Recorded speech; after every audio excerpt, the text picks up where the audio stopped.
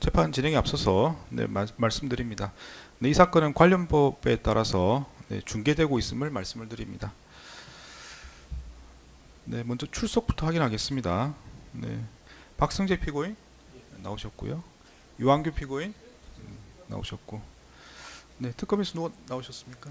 네, 장우성 특검보 검사 안재욱, 김건, 김성현, 정재인 각 출석하였습니다.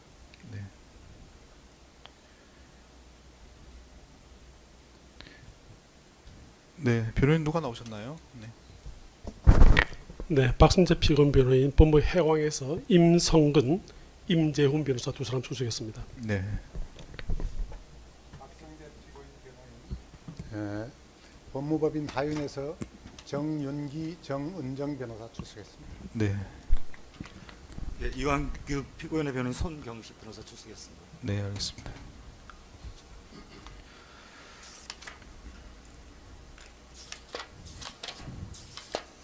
저번에 공판 준비기를 진행한 바 있습니다. 오늘은 공판 1회기일입니다. 피고인들 자리에서 일어나시죠.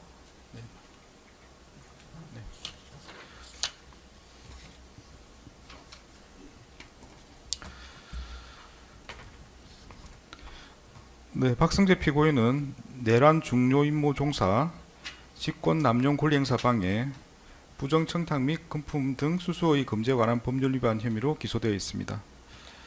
이완규 피고인은 국회에서의 증언 감정 등에 관한 법률 위반 혐의로 기소되어 있습니다. 피고인들 공소장은 다 받아보셨죠? 진술 거부권이 있고 본인이 유리한 사실을 진술할 수 있습니다. 본인 확인하겠습니다. 먼저 성함이 어떻게 되십니까? 박성재입니다. 생년월일이 어떻게 됩니까? 직업이 어떻게 됩니까? 현재는 무직입니다. 주거지가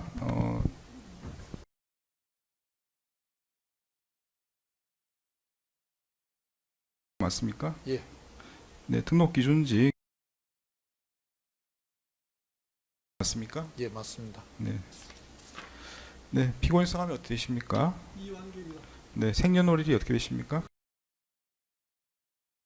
직업이 어떻게 됩니까? 변호사입니다. 주거지가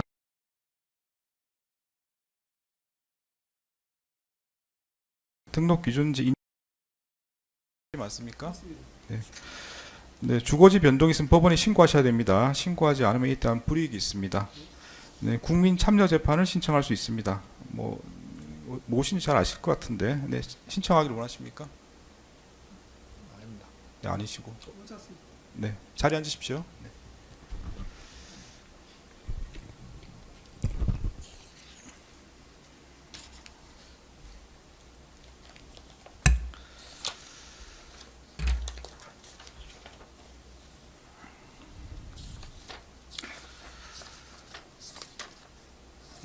오늘 절차는 공판기일에서 협의한 내용대로 진행하겠습니다. 먼저 기소 요지 진술 한 30분 정도 진행될 것으로 말씀하신 것 같고요. 그 다음에 피고인별로 변호인 의견이 각 20분 정도 진행될 것으로 보입니다. 그 후에는 입증계획서를 제출하셨던데 입증계획에 따라서 어떻게 진행할지 의견을 듣고 변호인들의 의견도 확인하도록 하겠습니다.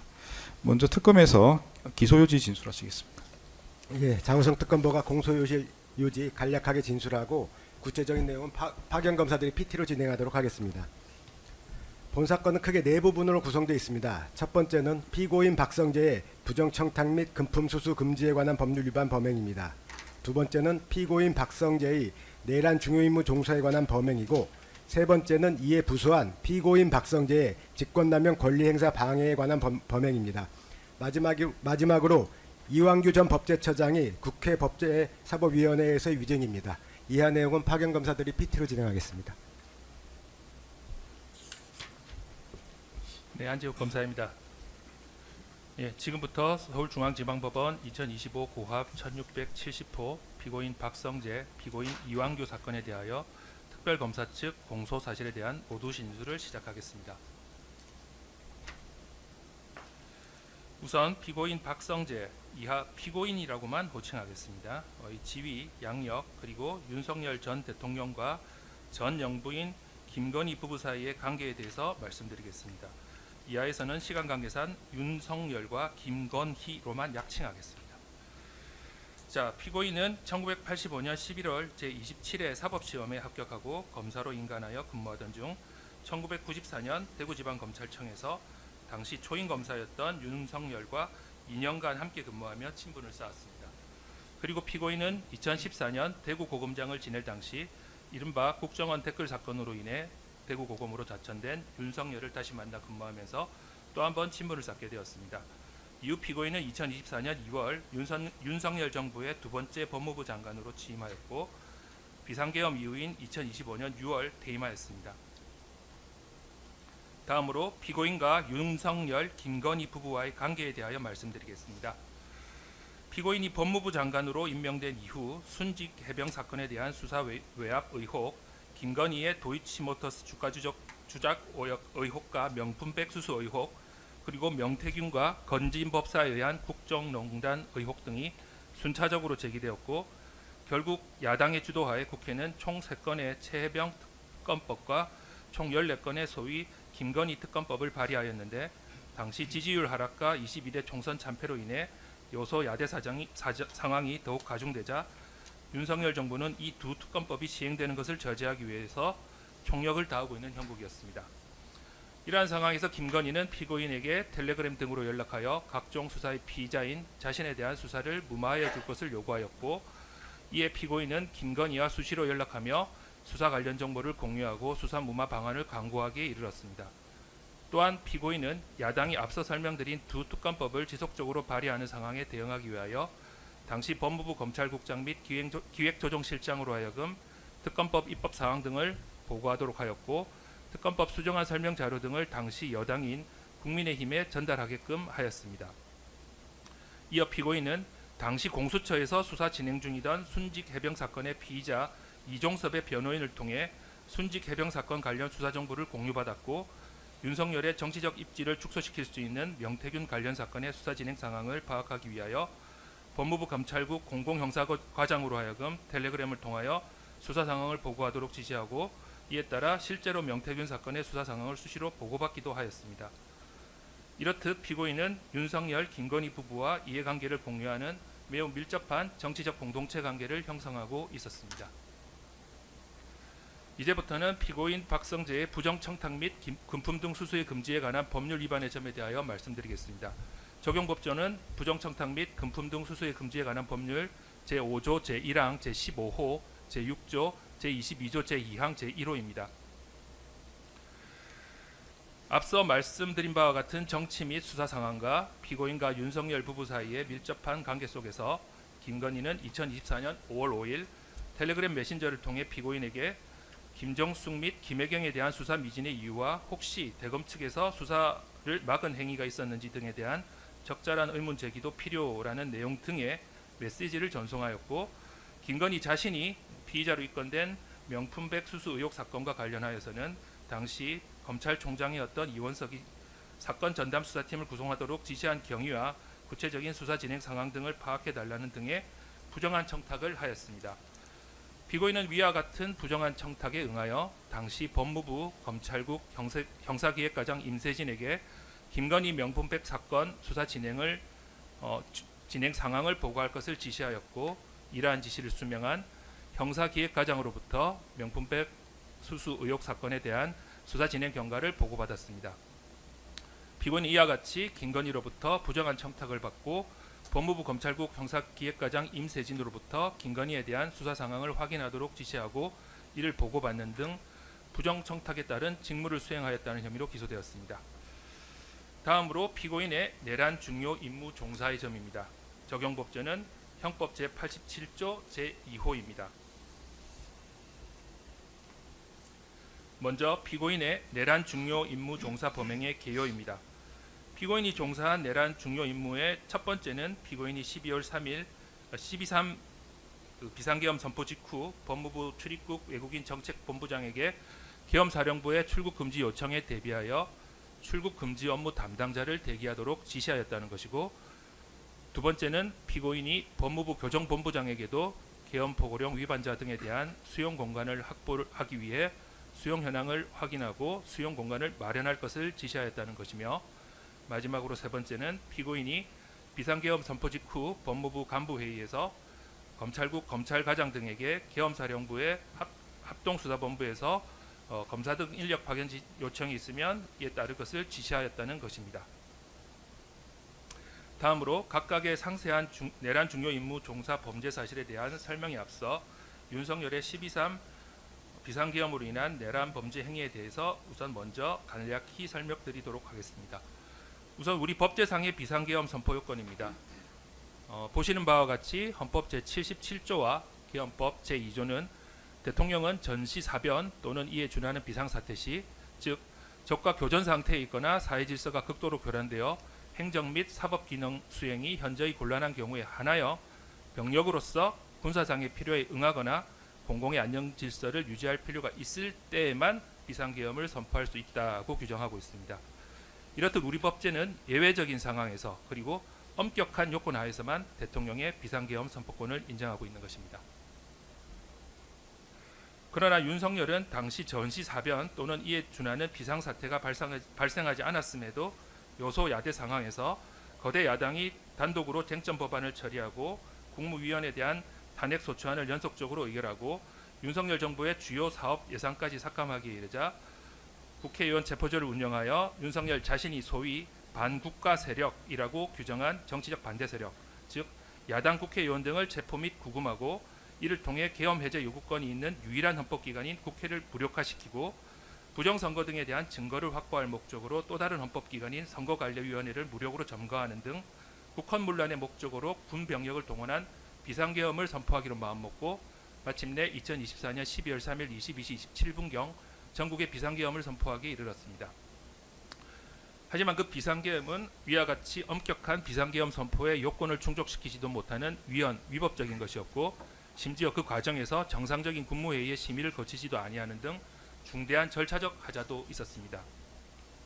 아울러 같은 날 23시 23분경 발령된 계엄사령부 포고령에는 헌법상 계엄 해제 요구권이 있는 유일한 국가기관인 국회에 정치활동을 금한다거나 언론과 출판이 계엄사의 통제를 받는다는 등의 자유민주적 기본질서에 반하는 위헌적인 내용이 다수 포함되어 있었고, 실제 윤석열 등은 2024년 12월 3일 22시 27분경부터 2024년 12월 4일 04시 26분경까지 군 병력과 경찰 병력을 동원하여 국회를 봉쇄하고 선거관리위원회를 장악하고 언론사 등에 대한 단수 조치까지 실시하는 등 구체적인 폭동 행위까지 실행함으로써 내란 범죄를 자행하였습니다. 이러한 내란 행위의 준비와 그 실행 과정에서 위와 같이 내란 행위의 수괴라고 할 수 있는 윤석열이 법무부 장관인 피고인에게 지시한 부분을 진술하겠습니다. 우선 계엄 선포 당일인 2024년 12월 3일 19시 41분 윤석열은 전화로 피고인을 대통령실로 호출하였고, 피고인은 같은 날 20시 14분 대통령실에 도착한 후 같은 날 20시 27분경부터 20시 36분경까지 대통령 집무실에서 윤석열 및 국방부 장관 김용현과 함께 비상계엄 조치 상황을 논의하였습니다. 이어 같은 날 20시 37분경부터 계엄 선포 직전인 21시 10분경까지는 윤석열로부터 계엄사령부 포고령과 법무부 업무 관련 지시사항이 기재된 지시문건 등을 수령하고 이후 순차 도착한 다른 국무위원들이 윤석열로부터 비상계엄과 관련된 지시사항을 수명하는 것도 지켜보았습니다. 비상계엄 선포 직전인 2024년 12월 3일 20시 27분경부터 21시 10분경 사이에 대통령 집무실에서 윤석열은 행안부 장관 이상민에게 언론사 등에 대한 단전 단수 등 지시문건을 교부하였고, 국정원장 조태용과 외교부 장관 조태열에게도 각 해당 업무 관련 지시문건을 교부하고 피고인에게 법무부 업무 관련 지시문건을 교부하는 등 구체적인 지시가 이루어졌고, 피고인은 위 문건을 수령하고 기타 윤석열의 구두 지시를 메모하는 등 윤석열의 비상계엄 관련 지시를 적극적인 태도로 수명하였습니다. 다음으로 위와 같이 윤석열의 비상계엄 관련 지시를 수명한 피고인이 구체적으로 종사한 내란 중요 임무에 대해서 말씀드리겠습니다. 비상계엄이 선포된 후 피고인은 용산 대통령실에서 나와 가천 법무부 청사로 이동하는 차량 내에서 윤석열로부터 수명한 비상계엄 관련 임무를 수행하기 위해 관련 지시사항을 법무부 간부들에게 순차로 하달하였습니다. 우선 피고인은 2024년 12월 3일 23시 3분경 당시 출입국 외국인 정책본부장이었던 배상업에게 전화하여 계엄 발생한 것을 알고 있느냐, 오고 있느냐, 빨리 와라. 계엄사로부터 출국 금지 요청이 들어올 수 있으니 출국 금지팀을 대기시켜라 라고 지시하였고, 이를 수명한 배상업은 출국 금지를 담당하는 직원들이 사무실에서 대기하게 하면서 계엄사에서 출국 금지 요청이 오면 즉시 출국 금지 조치를 진행할 수 있도록 준비하였습니다. 이렇듯 피고인은 윤석열의 정치적 반대 세력과 계엄 포고령 위반자 처단을 위해 출국 금지 제도를 이용할 수 있도록 조치함으로써 내란 중요 임무에 종사하였습니다. 이어 피고인은 2024년 12월 3일 23시 4분경 역시 가천 법무부 청사로 이동하는 차량 안에서 당시 교정본부장이었던 신용해에게 전화하여 비상계엄 상황 아래에서는 수용 공간 확보가 필요하다. 구치소 등 교정시설의 수용 현황 및 수용 여력을 파악하고 서울구치소 등의 수용 공간을 마련하라는 내용의 지시를 하달하였습니다. 이러한 지시를 수명한 신용해는 같은 날 23시 25분경 서울구치소장 김문태에게 전화하여 서울구치소 수용 현황을 확인할 것을 지시하였고, 이를 수명한 김문태는 부하 직원들에게 이러한 지시를 순차 재하달하여 서울구치소의 독거실 현황을 정리한 수용거실 현황이라는 문건을 작성하게 하였습니다. 신용해는 23시 32분경 교정본부 보안과 보안 담당 정희동에게도 전화하여 수도권 지역 교정시설의 추가 수용 가능 인원 파악을 지시하였고, 이를 수명한 정희동은 비상계엄 대비 포고령 위반자 구금에 따른 수용 인원 조절 방안이라는 문건을 작성하여 신용해에게 보고하였습니다. 그리고 신용해는 2024년 12월 4일 00시 33분경부터 진행된 교정본부 과장급 회의에서 비상계엄 관련 구금자들의 수용 공간을 최대로 확보하기 위하여 가석방 업무를 담당하는 분류심사과장 이민열에게 긴급 가석방과 추가 가석방까지 검토하라고 지시하였고, 이를 수명한 이민열은 비상계엄 선포에 따른 가석방 실시 검토라는 문건을 작성하여 이를 신용해에게 보고하기도 하였습니다. 이렇듯 피고인은 윤석열의 정치적 반대 세력과 비상계엄 포고령 위반자들이 검거되면 이를 수용할 수용 공간의 여력 확인과 수용 공간 확보를 위해 신용해를 비롯한 교정본부에 관련 지시를 함으로써 내란 중요 임무에 종사하였습니다. 이어 피고인은 2024년 12월 3일 23시 55분경부터 다음 날인 2024년 12월 4일 00시 10분경까지 이루어진 법무부 간부회의에서 법무부 검찰국 소속인 검찰과장 임세진, 공공형사과장 이병주, 형사기획과장 김태영 등이 있는 자리에서 이들에게 계엄사령부 합동수사본부에 검사들을 파견해야 하니 검토하라고 지시하였고, 검찰과장 등은 예라고 답하여 이를 수명하였습니다. 또한 피고인은 위와 같은 법무부 간부회의 시작 직전인 23시 1분경, 23시 13분경 각 검찰총장 실무정에게 연락하였고, 법무부 간부회의 종료 후인 12월 4일 00시 25분경에도 실무정에게 재차 연락하였습니다. 이렇듯 피고인은 법무부 고위 간부들에게 위헌 위법한 비상계엄 선포에 따라 설립될 계엄사령부 합동수사본부에 검사를 파견할 것을 지시함으로써 내란 중요 임무에 종사하였습니다. 자, 다음으로 직권남용 권리 행사 방해의 점에 대하여 말씀드리겠습니다. 적용법조는 형법 제123조입니다.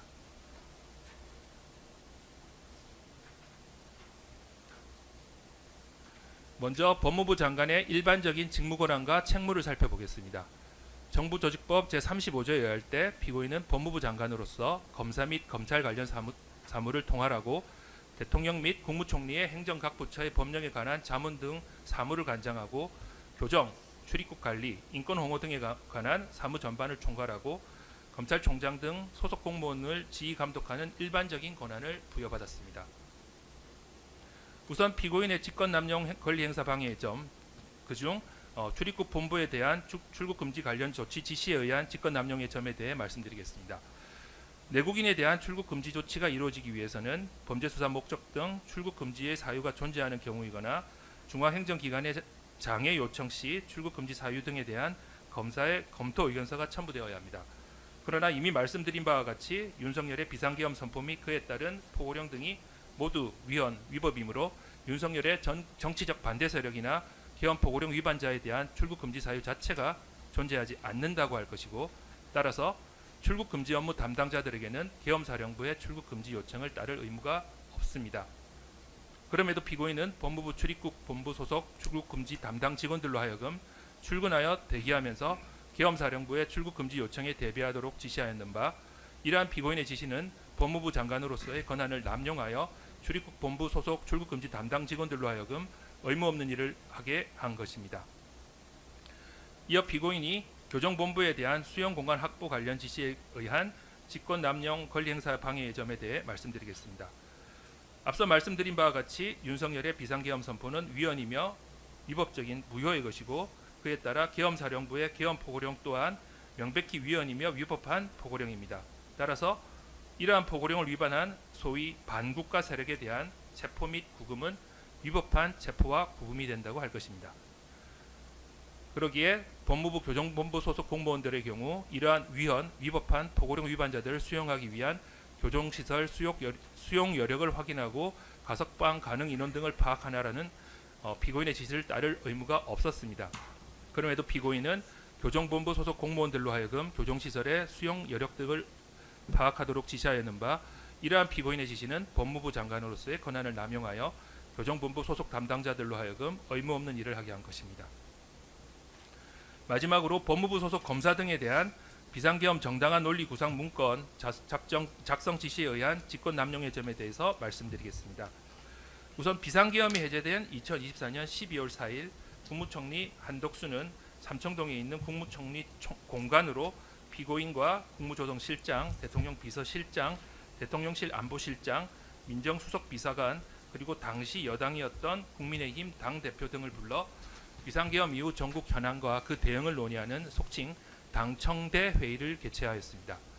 당시 피고인을 비롯한 위 회의의 참석자들은 비상계엄 합리화 및 정당한 논리 개발의 필요성에 대해 인식을 공유하게 되었는데, 피고인은 이러한 회의 결과를 업무 수첩에 메모하여 나온 다음 비상계엄을 정당화할 수 있는 논리를 구상하기로 마음먹었습니다.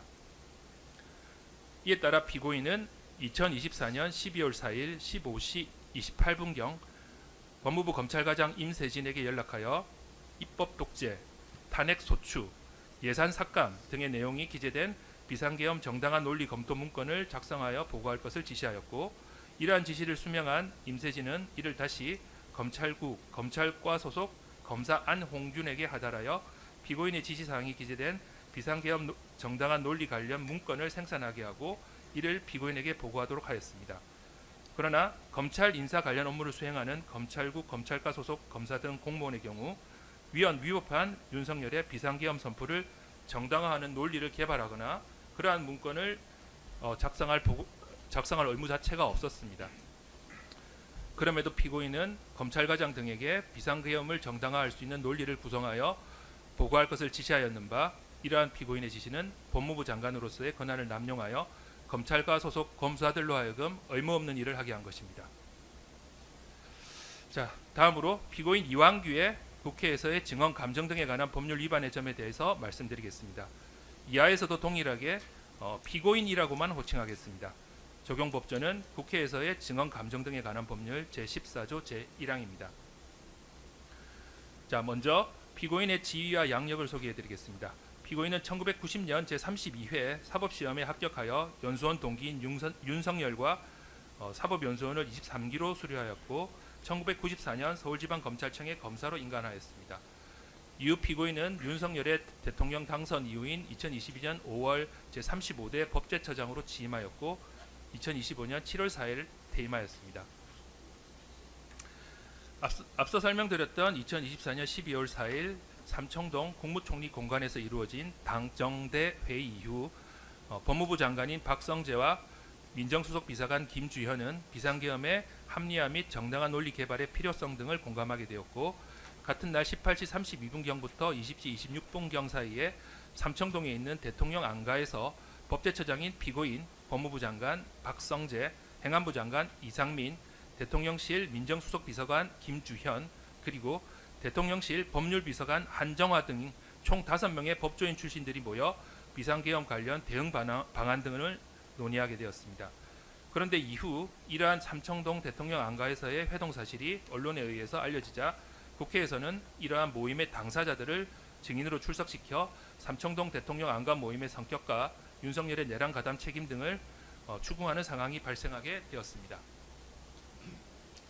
피고인은 2024년 12월 11일 국회 법제사법위원회 회의실에서 열린 법제사법위원회에 증인으로 출석하여 선사한 다음 12월 4일 삼천동 안가 모임은 단순한 저녁 식사 자리였고 그 참석자는 박성재, 이상민, 김주연, 피고인 이렇게 총 4명뿐이었으며 계엄 후속 조치 등을 논의하지도 아니하였다는 취지로 증언하였습니다. 그러나 앞서 말씀드린 바와 같이 12월 4일 삼청동 안가 모임의 경우 그 성격이 단순히 지인 간의 사적 모임이 아닌 비상계엄 관련 대응 방안 등을 논의하기 위한 공적 성격의 모임에 해당하였고 당시 모임에는 대통령실 법률비서관 한정화까지 총 5명이 참석하였을 뿐만 아니라 위 모임에서 위 5명의 참석자들은 당시 비상계엄 관련 향후 대응 방안을 논의하기도 하였습니다. 이렇듯 피고인은 국회에서의 증언 감정 등에 관한 법률상의 선서를 하고도 허위의 진술을 하여 위증한 것입니다. 마지막으로 결론입니다.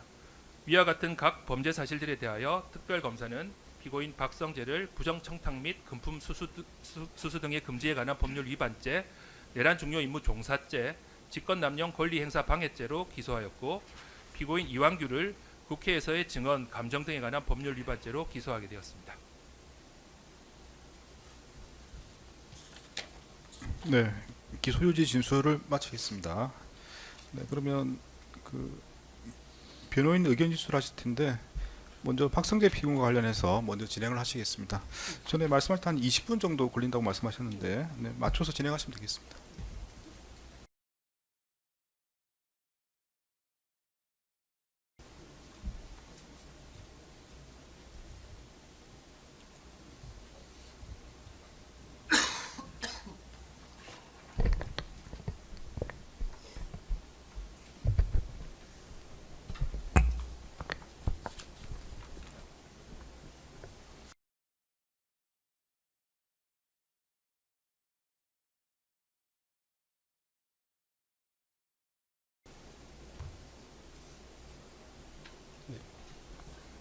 네, 진행하시죠. 네, 피고인 박성재 변호인 법무해공의 임성근 변호사입니다. 재판장님께서 허용해 주시면 앉아서 좀 진행해 네, 드리겠습니다. 앉아서 하십시오. 네.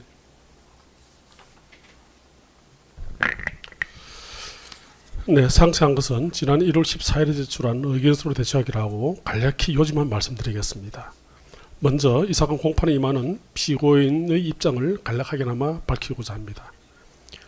피고인은 2024년 12월 3일 윤석열 전 대통령의 비상계엄 조치 당시 국무위원 중의 한 사람으로서 윤석열의 비상계엄 조치를 적극적으로 반대하면서 만료했지만 윤석열은 국무위원의 상황인식과 대통령의 상황인식은 다르다, 돌이킬 수 없다는 취지로 말하고 피고인을 비롯한 국무위원들의 반대를 무릅쓰고 비상계엄을 선포함으로써 결과적으로 윤석열을 설득하는 데 실패하였고 이로 인해 헌정질서에 혼란이 야기된 점에 대해 국민 앞에 매우 송구한 마음과 심한 자괴감을 가지고 있습니다.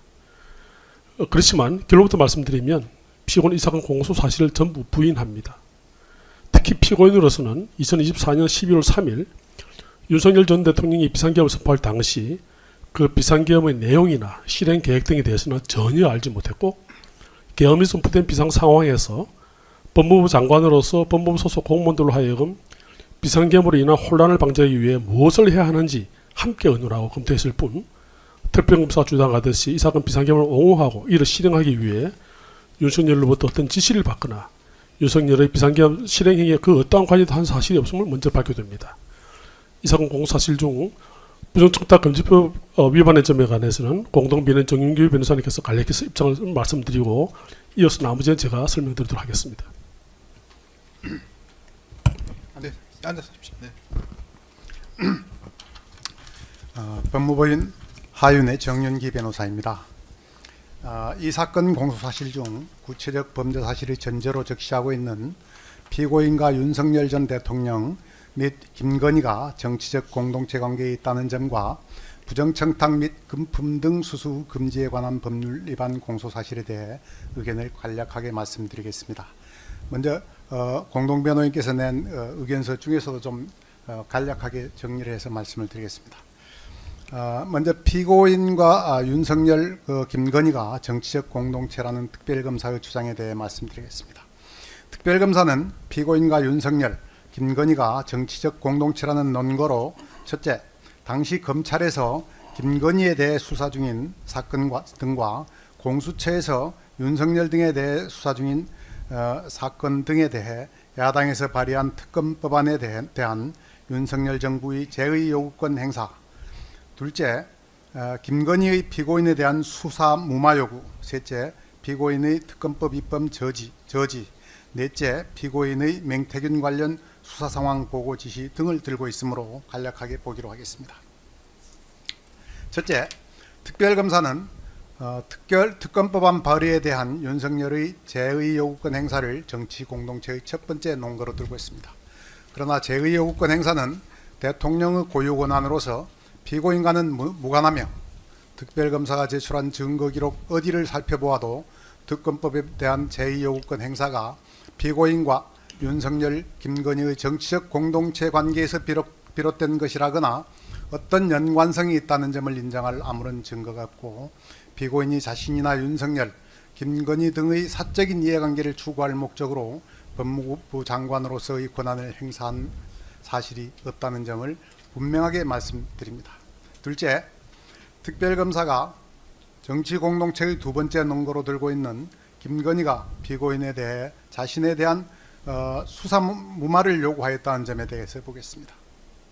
피고인은 김건희나 윤석열 등 누구로부터도 검찰이 진행한 김건희 관련 사건의 수사나 윤석열과 관련된 최혜병 사건과 관련한 수사 외압 사건 등에 대한 수사 무마 요구에 따라 어떠한 조치를 취하거나 수사 진행 상황을 파악하여 보고하거나 알려준 사실이 없습니다.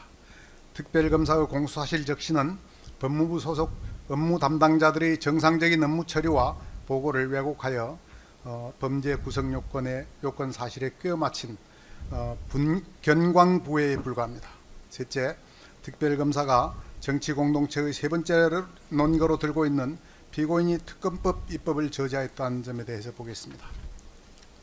특별검사는 이 사건 공소사실에서 피고인이 윤석열의 정치적 부담을 가중시킬 수 있는 순직 해병 및 김건희 특검법 입법을 막기 위하여 당시 법무부 검찰국장 기획조정실장 등으로 하여금 특검법 입법 상황 등을 보고하도록 하였고 특검법 수정안 설명자료 등을 당시 여당이었던 국민의힘에 전달하게끔 하였다고 주장합니다.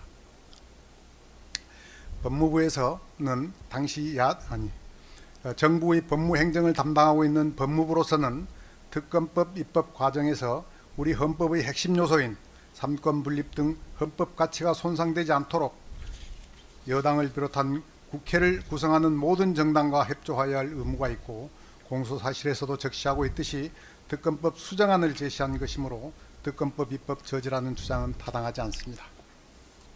넷째, 특별검사가 정치공동체의 네 번째 논거로 들고 있는 피고인 맹태균 사건 사건 수사 상황 보고 지시에 대하여 보겠습니다. 피고인이 법무부 공공행사과장으로부터 위 텔레그램 내용을 수신한 것은 사실이나 피고인이 이를 보고하도록 지시한 것이 아닙니다. 맹태균 관련 사건은 전국적인 이슈로 당시 언론에서 실시간 보도되고 있는 선거 및 정치자금법 위반 사건으로서 공공행사과 소관 업무이므로 공공행사과장이 통상적인 업무 절차에 따라 이를 파악하여 텔레그램 전송 형식으로 피고인에게 보고한 것을 받아보았을 뿐 어떠한 형태로도 위 수사 내용에 대해 언급한 바 없고 그 내용을 윤석열에게 보고하거나 알려준 사실도 없습니다. 이와 같이 특별검사는 법무부의 정상적인 절차에 따라 이루어진 업무를 법무부 장관인 피고인이 윤석열의 정치적 입지를 공고히 하기 위한 행위로 간주하면서 피고인을 윤석열, 김건희 부부와 정치적 공동체라는 해괴한 개념으로 묶어 윤석열의 내란 혐의와 관련된 범죄 결사체로 연결시키려고 시도하고 있습니다. 이러한 특별검사의 주장은 독자적인 의견에 불과하고 여기에 피고인이 정치인이 아니라는 점을 더해 보면 피고인과 윤석열, 김건희가 정치적 공동체라는 관계 설정은 본건 공수사실의 빈틈을 메우기 위해 급조한 허구의 개념에 불과하다 할 것입니다. 다음으로 부정청탁 및 금품 등 수수의 금지에 관한 법률 위반의 점에 대하여 말씀드리겠습니다. 우선 김건희가 피고인에게 청탁을 위해 전송하였다는 2024년 5월 5일자 2개의 메시지는 김건희가 일방적으로 보낸 것이고 그 내용도 자세히 살펴보면 도저히 명품백 수수 의혹 사건의 구체적인 수사 진행 상황 등을 파악하도록 청탁한 것으로 인정하기 어렵습니다. 그럼에도 특별검사는 김건희가 피고인에게 텔레그램 메시지를 전송한 후 행사기획과장이 김건희의 명품백 수수 의혹 사건 관련 언론 보도 내용을 확인하여 보고한 사실을 왜곡하여 김건희가 피고인에게 명품백 수사 진행 상황 파악과 관련한 부정한 청탁을 한 것으로, 그리고 피고인이 행사기획과장으로부터 명품백 수수 의혹 관련 수사 진행 상황을 보고받은 것을 부정한 청탁에 따라 직무를 수행한 것으로 각 범죄 사실을 구성하여 공소를 제기한 것입니다.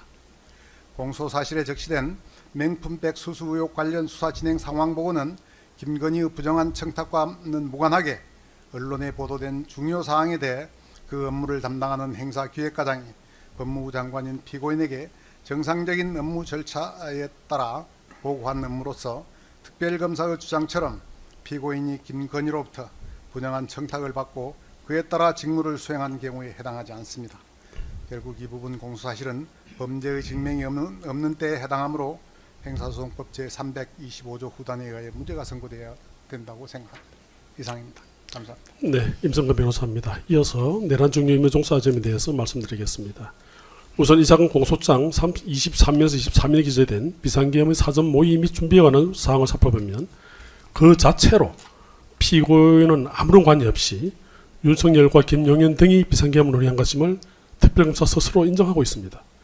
피고인 이 사건 당일인 2024년 11월 3일 오후 7시 40분경 저녁식사를 하고 있던 중 윤석열로부터 대통령실로 들어오는 전화를 받고 식사를 마친 후 같은 날 오후 8시 15분 대통령실에 도착해서 오후 8시 30분경에 대통령 집무실에 들어갔습니다. 그때 윤석열이 비상계엄을 선포하겠다는 취지로 말한 걸 듣고서 그때서야 비로소 윤석열이 비상계엄을 선포하는 사실을 처음 알게 되었던 것입니다. 그렇기 때문에 윤석열이 비상계엄을 선포하기 위해 사전에 피고인에게 비상계엄의 요건이나 내용 등에 관한 그 어떠한 법리 검토조차 지시한 적이 없습니다. 피고인은 당일 대통령실에 들어갔어야 비로소 이를 알게 되어 윤석열이 비상계엄 조치를 하는 것을 반대하고 만류했지만 아까 말씀드린 것처럼 윤석열이 국무위원의 상황인식과 대통령의 상황인식은 다르다, 돌이킬 수 없다 라면서 피고인을 비롯한 국무위원들의 반대를 무릅쓰고 비상계엄을 선포함으로써 결과적으로 대통령의 비상계엄 선포를 막는 데 실패한 것은 사실입니다만 결코 이에 가담하거나 동정한 사실이 없습니다. 다음으로 공소장 25면에서 35면의 하자 있는 국무회의 심의 및 위원 위법적인 비상계엄의 선포 부분에 대해서 말씀드리겠습니다. 이에 관하여 윤석열 전 대통령에 대한 탄핵소추 사건의 헌법재판소 2025년 4월 4일자 2024 헌납 8결정에서 헌법재판소는 윤석열 전 대통령 이 사건 계엄 선포는 헌법이 정한 실체적 요건과 절차적 요건을 모두 위반했다 이렇게 판시를 했고 피고인도 겸허하게 이를 수용하고 있습니다. 또한 현재 귀법원에서 진행 중인 관련 사건인 윤석열 등에 대한 내란 사건 또는 김용현 등에 대한 내란 중임모종 사건에서 법원이 내리는 이에 관한 법적 판단 그리고 이 사건에서 귀재판에서 내리는 법적 판단에 따르겠다는 겸허한 마음을 갖고 있습니다. 그렇기 때문에 피고인은 뒤에 설명드리는 증거에 관한 의견에서 윤석열, 김용현과 전 국무총리 한덕수, 이상민 전 행정안전부 장관을 비롯한 국무위원들의 진술 그리고 국회, 선거관리위원회 등에 출동하는 군인이나 경찰관들의 진술은 증거라면 모두 동의하는 것입니다. 피고인이 윤석열, 김용현 등의 이 사건 비상계엄 선포 모의나 군인과 경찰의 출동에 그 어떠한 관여한 사실이 없고 이는 특별검사의 이 사건 공소사실 자체에서도 분명하기 때문입니다. 다만 증거 능력이 있는 증거에 의하여 엄격한 증명이 요구되는 형사사건의 증거법칙에 따라 귀재판부에서 특별검사가 제출하는 증거들에 의하여 공소사실에 주장하는 사실관계가 합리적 의심의 여지 없이 증명되지 여부를 존경하는 재판장님께서 엄격하게 판단해 주시기를 간곡히 바랍니다. 이와 관련해서 피고인이 마치 윤석열 전 대통령의 비상계엄 선포 행위를 정당화시켜주기 위해 국무회의를 개최하는 형식을 취해준 것이라는 취지의 특별검사 측의 주장 또한 전혀 사실과 다릅니다.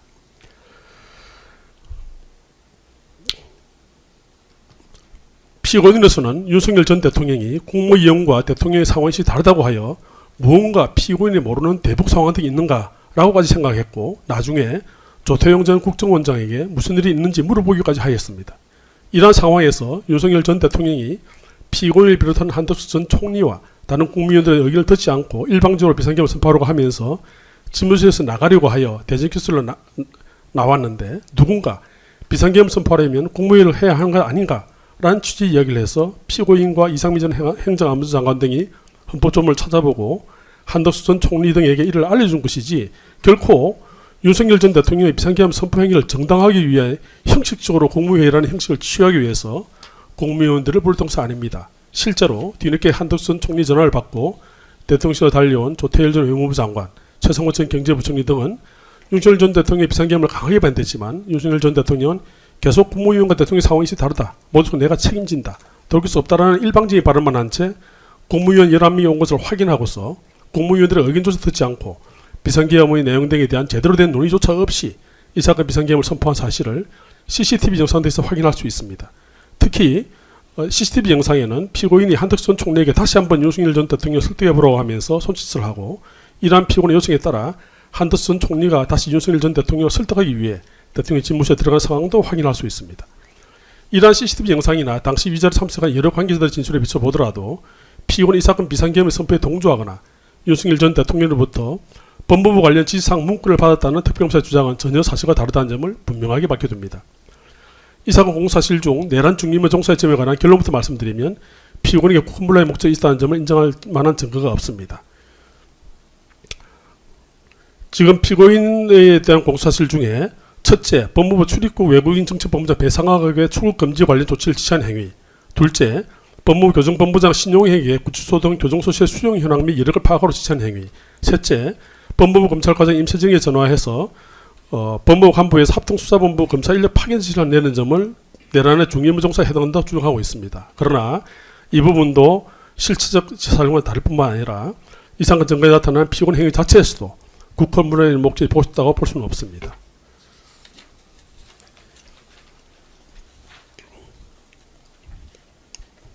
윤석열 전 대통령이 이 사건 비상계엄을 선포하기 전 대통령 집무실과 대책위원실 등에서 피고인을 비롯한 국무위원들과 논의한 것은 이 사건 비상계엄을 선포할 것인지 여부에 관한 것이었을 뿐이지 윤석열 전 대통령과 김용현 전 국방장관이 계획했다는 구체적 비상계엄의 조치 내용에 관해서는 전혀 논의한 바가 없습니다. 지난주 금요일 오전에 본비노인이 특별검사가 추가로 증거 신청한 대접견실 CCTV 영상 정부수문 904번입니다. 이 사항을 열람해봤습니다. 보니까 윤석열 전 대통령은 대접기실에 모여있던 피고인과 한덕수 전 총리를 비롯한 국무위원들에게는 발언 기회 한 번 주지 않은 채 비상계엄을 선포해야 할 필요성 등에 관한 일방적인 주장만 몇 분 발언한 다음 대접기실을 나가서 비상계엄 선포를 해버린 사실을 확인할 수 있었습니다. 결국 이 사건 비상계엄의 구체적 내용은 윤석열 전 대통령이 비상계엄 선포를 한 지 약 1시간가량 경과한 이후에 계엄사령관 박한수가 2024년 12월 3일 23시 23분에 발표하고 언론에 같은 날 23시 28분에 최초로 발표된 계엄사령부 포고는 제1호에 담겨 있습니다. 피고인은 2024년 12월 3일 23시 55분부터 다음 날 00시 10분경까지 법무부 간부회의가 끝난 후 같은 날 00시 20분경 구상엽 전 법무부 법무실장이 피고인의 장관 집무실에 들어와서 이 계엄사령부 포고는 제1호 위헌 소지 등을 보고받고서야 비로소 이 사건 비상계엄의 구체적 내용인 계엄사령부 포고 내용을 알게 되었습니다. 따라서 특별검사 주장하는 피고인의 이 세 가지 중임의 종사 당시에는 피고인으로서는 이 사건 비상계엄 선포가 곧 형법 제87조의 국권분란의 목적으로 폭동을 일으킨 내란에 해당된다는 목적이나 범위인식 자체가 전혀 없었습니다. 공소장 30일에서 33일에 있는 포고령 발령 및 구체적 폭동의 부분에 관해 살펴보면 그 자체로 피고인이 전혀 관여 바가 없음을 분명하게 특별검사도 자인하고 있습니다. 다음으로 공소장 35에서 38면의 비상계엄에 따른 법무부 조치사항 등에 관한 지시 수명사항에 관해 주장해서 말씀드리겠습니다. 이 사건은 변호인 의견서 41면 이하에 상세하게 설명드렸습니다. 이 부분을 참조해 주시고 간략하게 말씀드리면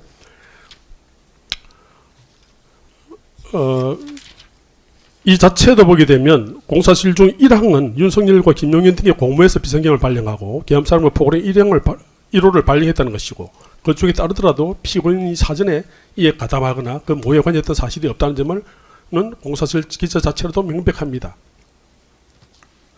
특히 김영현 전 국방장관의 헌법재판소 증언과 수사기관 진술도에 따르더라도 이른바 지시사항을 전달한 명단에 피고인이 빠져 있습니다.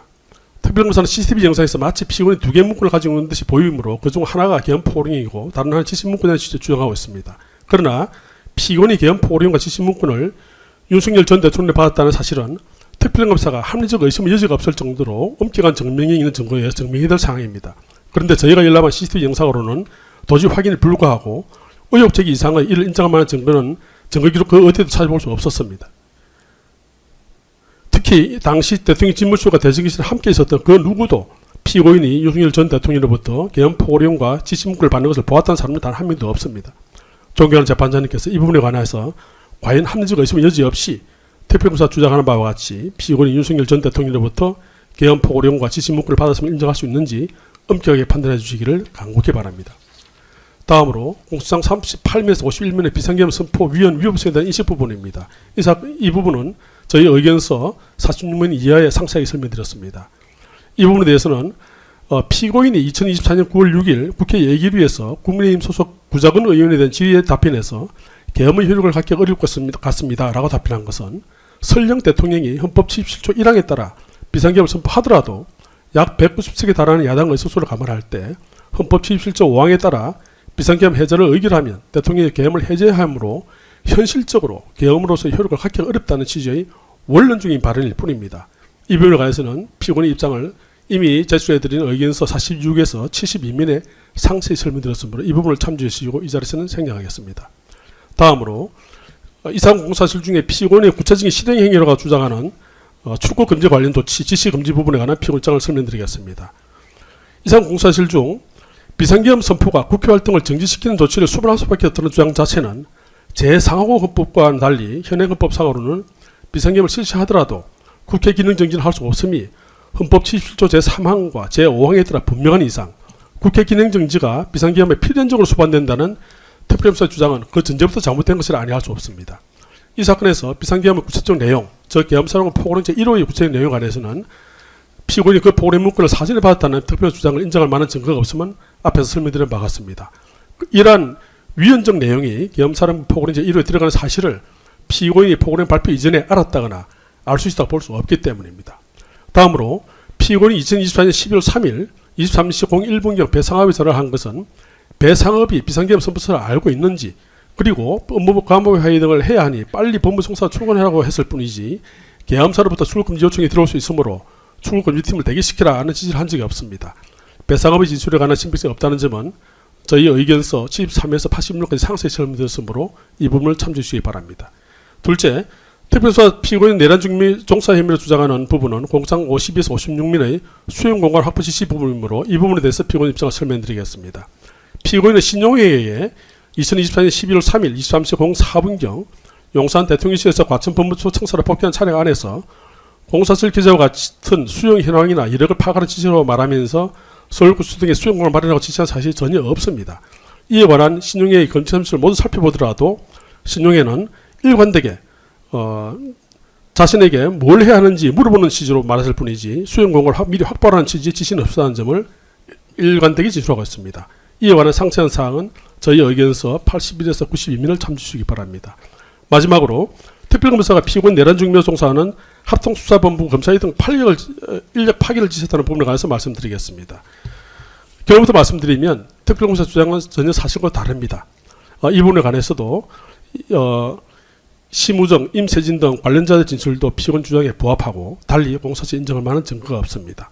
결론적으로 내란 중미로 종사 부분에 관한 결론을 말씀드리면 피고인을 비롯한 국민들의 반대를 무릅쓰고 윤석열 전 대통령이 이 사건 비상계엄을 선포한 이후 피고인으로서는 경황이 없어 법무장관으로서 이 경우에 무엇을 어떻게 해야 하는지 몰라 법무부 감독을 소집하고 이러한 상황을 대비한 매뉴얼이 있는지 물어본 다음 그러한 매뉴얼이 없다는 답변을 듣고 평소 공직생활 중 매년 훈련해온 전시대비 을지훈련에서 중점적으로 훈련해왔던 출입국 관리나 수용시설 관리, 계엄사 합수부 인력 파견 등을 선제적으로 검토해서 대비하라는 취지로 지시한 것일 뿐이고 이는 법무부 장관으로서 의당해야 할 업무를 수행한 것일 뿐이지 이를 들어서 국헌문란을 목적으로 내란 행위에 가담해서 중임에 종사했다는 특별서 주장은 전혀 사실에 부합하지 않습니다. 이를 인정할 만한 증거도 없습니다. 이 부분에 대해서는 무죄를 선고해 주시기 바랍니다. 마지막으로 이 사건 공사실 중 직권남용 권리행사에 방해점은 말씀을 드리겠습니다. 결론부터 말씀드리면 이 부분 공사실은 전부 부인합니다. 상세한 법리는 변호인 의견서 99면에서 105면까지 참조해 주시기 바라며 간략히 요지만 말씀드리겠습니다. 이미 말씀드린 것처럼 피고인이 법무부 출입국 본부장이나 교정본부장 검찰과정에 행한 지시는 비상 상황에서 법무부 소관 사무에 대해서 행하는 통상적인 점검과 대비에 대한 지시일 뿐이고 이는 법무부 장관의 지휘권 범위에 있는 적법한 지시입니다. 특별검사 이 지시를 직권 남용하는 취지는 피고인이 윤석열의 계엄습에 따른 불법행위의 계획을 공유하고 이에 가담할 불법적인 동기로 그 지시권을 남용했던 것으로 보입니다. 그러나 피고인은 윤석열이 이 사건 비상계엄 선포에 대해서 사진에 전혀 알지 못했고 윤석열로부터 이 사건 비상계엄과 관련 지시를 받고서 이를 이행할 사실도 없습니다. 피고는 이와 같은 통상적인 업무 검토 지시를 두고 직권을 남용했다는 도저히 볼 수 없다 할 것입니다. 그래서 직권 남용 권리행사 방해에서의 나머지 부분, 즉 의문일을 하게 한 때 해당되지 여부에 대해서는 더 나아가 살펴볼 필요도 없습니다. 이 부분은 직권의 남용에 해당되지 않기 때문에 그렇습니다. 피고인의 지시를 받은 출입국 본부장과 교정본부장이 소속 직원들에게 지시해온 일은 비상계엄과 같은 비상 상황이 되면 통상적으로 행해지는 정범과 대비행위일 뿐이고 법무장관의 적법한 지시에 따라 해야 할 의무가 있는 일을 할 것이기 때문에 법리에 비추게 되면 피고인이 소속 공무원들에게 의문일을 한 것으로 도저히 평가할 수 없습니다. 자부장님 잘 아시는 것처럼 대법원 2020년 1월 30일 선고 2018도 2236 전후아버지 판결에서 보게 되면 공무원과 비공무원 일반 사인의 경우를 달리 판단한다는 판시를 한 바 있습니다. 특별검사는 피고인이 법무부 검찰과장 임세진에게 위험적인 이사건 비상계엄을 정당화할 논리를 검토해보도록 의문일을 하겠다고 주장하고 있습니다. 특별히 이 같은 주장은 사실과 다릅니다. 앞서 법무가 이와 같은 전후아버지 판결의 법리에 비춰보더라도 피고인이 직권을 남용한 경우에 해당되지 않을 뿐만 아니라 임세진 등 법무부 소속 공무원을 하여금 의문일을 하게 한 때에도 해당되지 않습니다. 더구나 피고인은 임세진으로부터 휴대폰을 전달받은 위 문건을 프린터 출력한 적도 없을 뿐만 아니라 이를 누구에게도 전달한 바도 없다는 점에 비춰보더라도 이 문건 작성 지시는 국무위원으로서 향후 국회에서 여야 의원의 질의에 대한 답변 말씀 자료를 사용하기 위해 작성된 것임을 분명하게 보여주고 있습니다. 앞서 본 대법원 판례 법리에 비춰보게 되면 피고인에 대한 이 사건 공사실 중 직권 남용 권리행사의 방해의 점은 직권의 남용에 해당되지 않을 뿐만 아니라 의문일을 하게 한 때에도 해당되지 않습니다. 따라서 구성적 해당 자체가 없습니다. 결국 피고인의 이 사건 공사실은 모두 범죄 정밀이 없는 때 해당되기 때문에 형사소송법 325도 후잔에 따라 피고인에 대해서 무죄를 선고해 주시기 바랍니다. 경청해 주셔서 감사합니다. 이상입니다. 네. 네, 다음은 이완규 피고인의 변호인께서 변론하시겠습니다. 예, 피고인 이완규 변호인 손경식 변호사 모두 진술하도록 하겠습니다. 특검의 기소 유지 설명에 대해 피고인의 변호인 다음과 같이 의견을 진술하며 향후 변론 계획도 설명드리고자 합니다. 첫째, 피고인은 내란 특검법의 특별검사 임명 절차 규정이 대통령의 임명권과 행정권을 침해할 권력 분립에 반하고 적법 절차에 반한다는 등의 이유로 위헌법률 심판 제청 신청을 했습니다. 위원회 법률에 따라 임명된 특별검사 이 사건 공소 제기도 부적법하다는 의견입니다. 둘째, 피고인에 대한 이 사건 국회의 고발 사건은 내란 특검법상 특검의 수사 범위에 해당하지 않는다는 점을 강조드리는 바입니다. 피고인의 변호인의 1월 16일자 변호인 의견서에 상수를 하였는데 그 요지만 말씀드리겠습니다. 피고인은 계엄의 선포 과정에 관여한 바가 없고 계엄이 해제된 후에 저녁 모임을 한 것일 뿐이므로 내란 특검법 제2조 1항 1호부터 8호 수정에 범죄 혐의 사건에 해당하지 않음은 문헌상 명백합니다. 또한 위 제1항 9호는 1호부터 8호까지 사건과 관련하여 범인 도주, 은닉 등 또는 재판 및 수사를 방해하거나 지연을 했다는 범죄 혐의 사건을 규정하고 있는 바 피고인의 저녁 모임이 이에 해당하지 않는 점도 문헌상 명백합니다. 위 1항 10호에서는 1호부터 9호까지 사건 등 내란 위한 행위와 관련된 고소고발 사건이라고 규정되어 있습니다. 피고인의 행위는 1호부터 9호에 해당하지 않음이 명백하므로 결국 1호부터 9호까지 사건 등 내란 위한 행위와 관련된 고발인지 이 여부가 검토되어야 할 것으로 보여집니다. 위 제1항 10호는 관련된 고발이라는 용어를 사용하고 있고 제1항 11호는 역시 또 인지된 관련 사건이라고 하여 모두 관련 사건이라는 용어를 사용하고 있습니다. 즉 고발 사건이나 인지 사건 모두 특별검사의 수사 대상을 관련성이라는 개념으로 제한하고 있습니다. 그런데 이 관련의 의미에 관해서 만약 법에 규정을 두지 않은 경우라면 해석 및 궁극적으로는 법원의 판단에 따라 해결할 것입니다. 과거 최순실 특검법에 이러한 제한 규정이 없어서 끝까지 논란이 됐던 점 우리가 다 같이 기억하고 있습니다. 그러나 이 사건 내란 특검법 제2조 제3항에서는 관련 사건의 범위를 법률로 명확히 한정하고 있습니다. 내란 특검법 제2조 3항은 이 법에서 관련 사건이라면 다음 각호의 어느 하나에 해당하는 것을 말한다라고 하고 1, 2, 3, 4 호 규정을 하고 있습니다. 이 규정은 25년 9월 26일자 법 개정으로 도입된 규정으로서 국회의 법 개정 이유를 보면 관련 사건의 범위에 대한 해석상의 논란을 줄이기 위하여 관련 사건을 구체적으로 정의함이라고 명기하고 있습니다. 따라서 고발 사건이든 인지 사건이든 관련성은 이 규정에 따라 제한되어야 할 것입니다. 피고인은 이 사건 증언행위가 내란 특검 2조 3항 2호부터 제4호에 해당하지 않으면 명백하므로 다만 1호에 위증죄가 포함되고 있기 때문에 이를 좀 검토할 필요가 있습니다. 이 제1호는 범인은닉죄, 증거인멸죄, 위증죄, 허위감정통역죄 또는 작물에 관한 죄와 그 본범의 죄라고 관련 사건을 명확히 규정하고 있습니다. 이 규정은 제2조 1항 제1호부터 9호에 해당하는 죄로서 본범의 행위가 있고 그 본범의 죄와 관련하여 위증죄를 범하는 경우를 한정적으로 설명하고 있다고 할 것입니다. 피고인이 국회 법사위에서 답변한 것은 녹취록에 명확히 나타나 있듯이 피고인이 24년 12월 4일 저녁 모임을 한 사실에 대한 답변이었습니다. 피고인의 저녁 모임 참석 행위가 내란 특검법 제2조 제1항 1호부터 9호까지 어느 하나에도 해당되지 않는다고 명확히 확인된다고 할 것입니다. 그래서 만일에 특검이 가사 이해에 대해 위증을 했다고 의심이 들더라도 이는 내란 특검법의 수사 대상이 될 수가 없는 것이고 따라서 이 사건에 대해서 특별검사는 사건은 수사권이 있는 다른 수사기관으로 이첩하여 수사하도록 하였어야 할 것입니다. 그럼에도 불구하고 내란 특검은 피고인을 수사에 기소하였는 바 이는 그 절차가 법률에 위반해서 무효인 것이므로 공소 기각이 마땅하다고 사료가 됩니다. 셋째, 피고인에 대한 이 사건 공소 사실에 대해서 살펴보건대 피고인은 수사 과정에서 일관되게 설명하였듯이 기억에 반하는 답변을 한 적이 없습니다. 피고인이 무죄라는 점에 대해서는 이 공판에서 충분히 확인될 것으로 생각됩니다. 다만 특별검사의 공소사실과 관련해서 만약 공소유지가 이뤄진다면 재판 진행의 필수적인 최소한의 보완, 공소장 정리가 필요하다고 사료되어 함께 말씀드리고자 합니다. 공소장에 기재된 피고인의 위증 범죄 사실은 두 가지인데 하나는 피고인이 법률 비서관 한정화 등 5명이 함께 있었음에도 불구하고 그 한정화를 뺀 4명만 참석하였다는 취지로 증언하여 위증을 했다는 점, 또 이날 모임이 비상경 관련 향후 대응 방안을 논의하는 공적 모임이 아니라 사적인 친목 모임이었다는 취지로 증언하여 기억에 반하는 허위에 위증하였다는 이 두 가지입니다.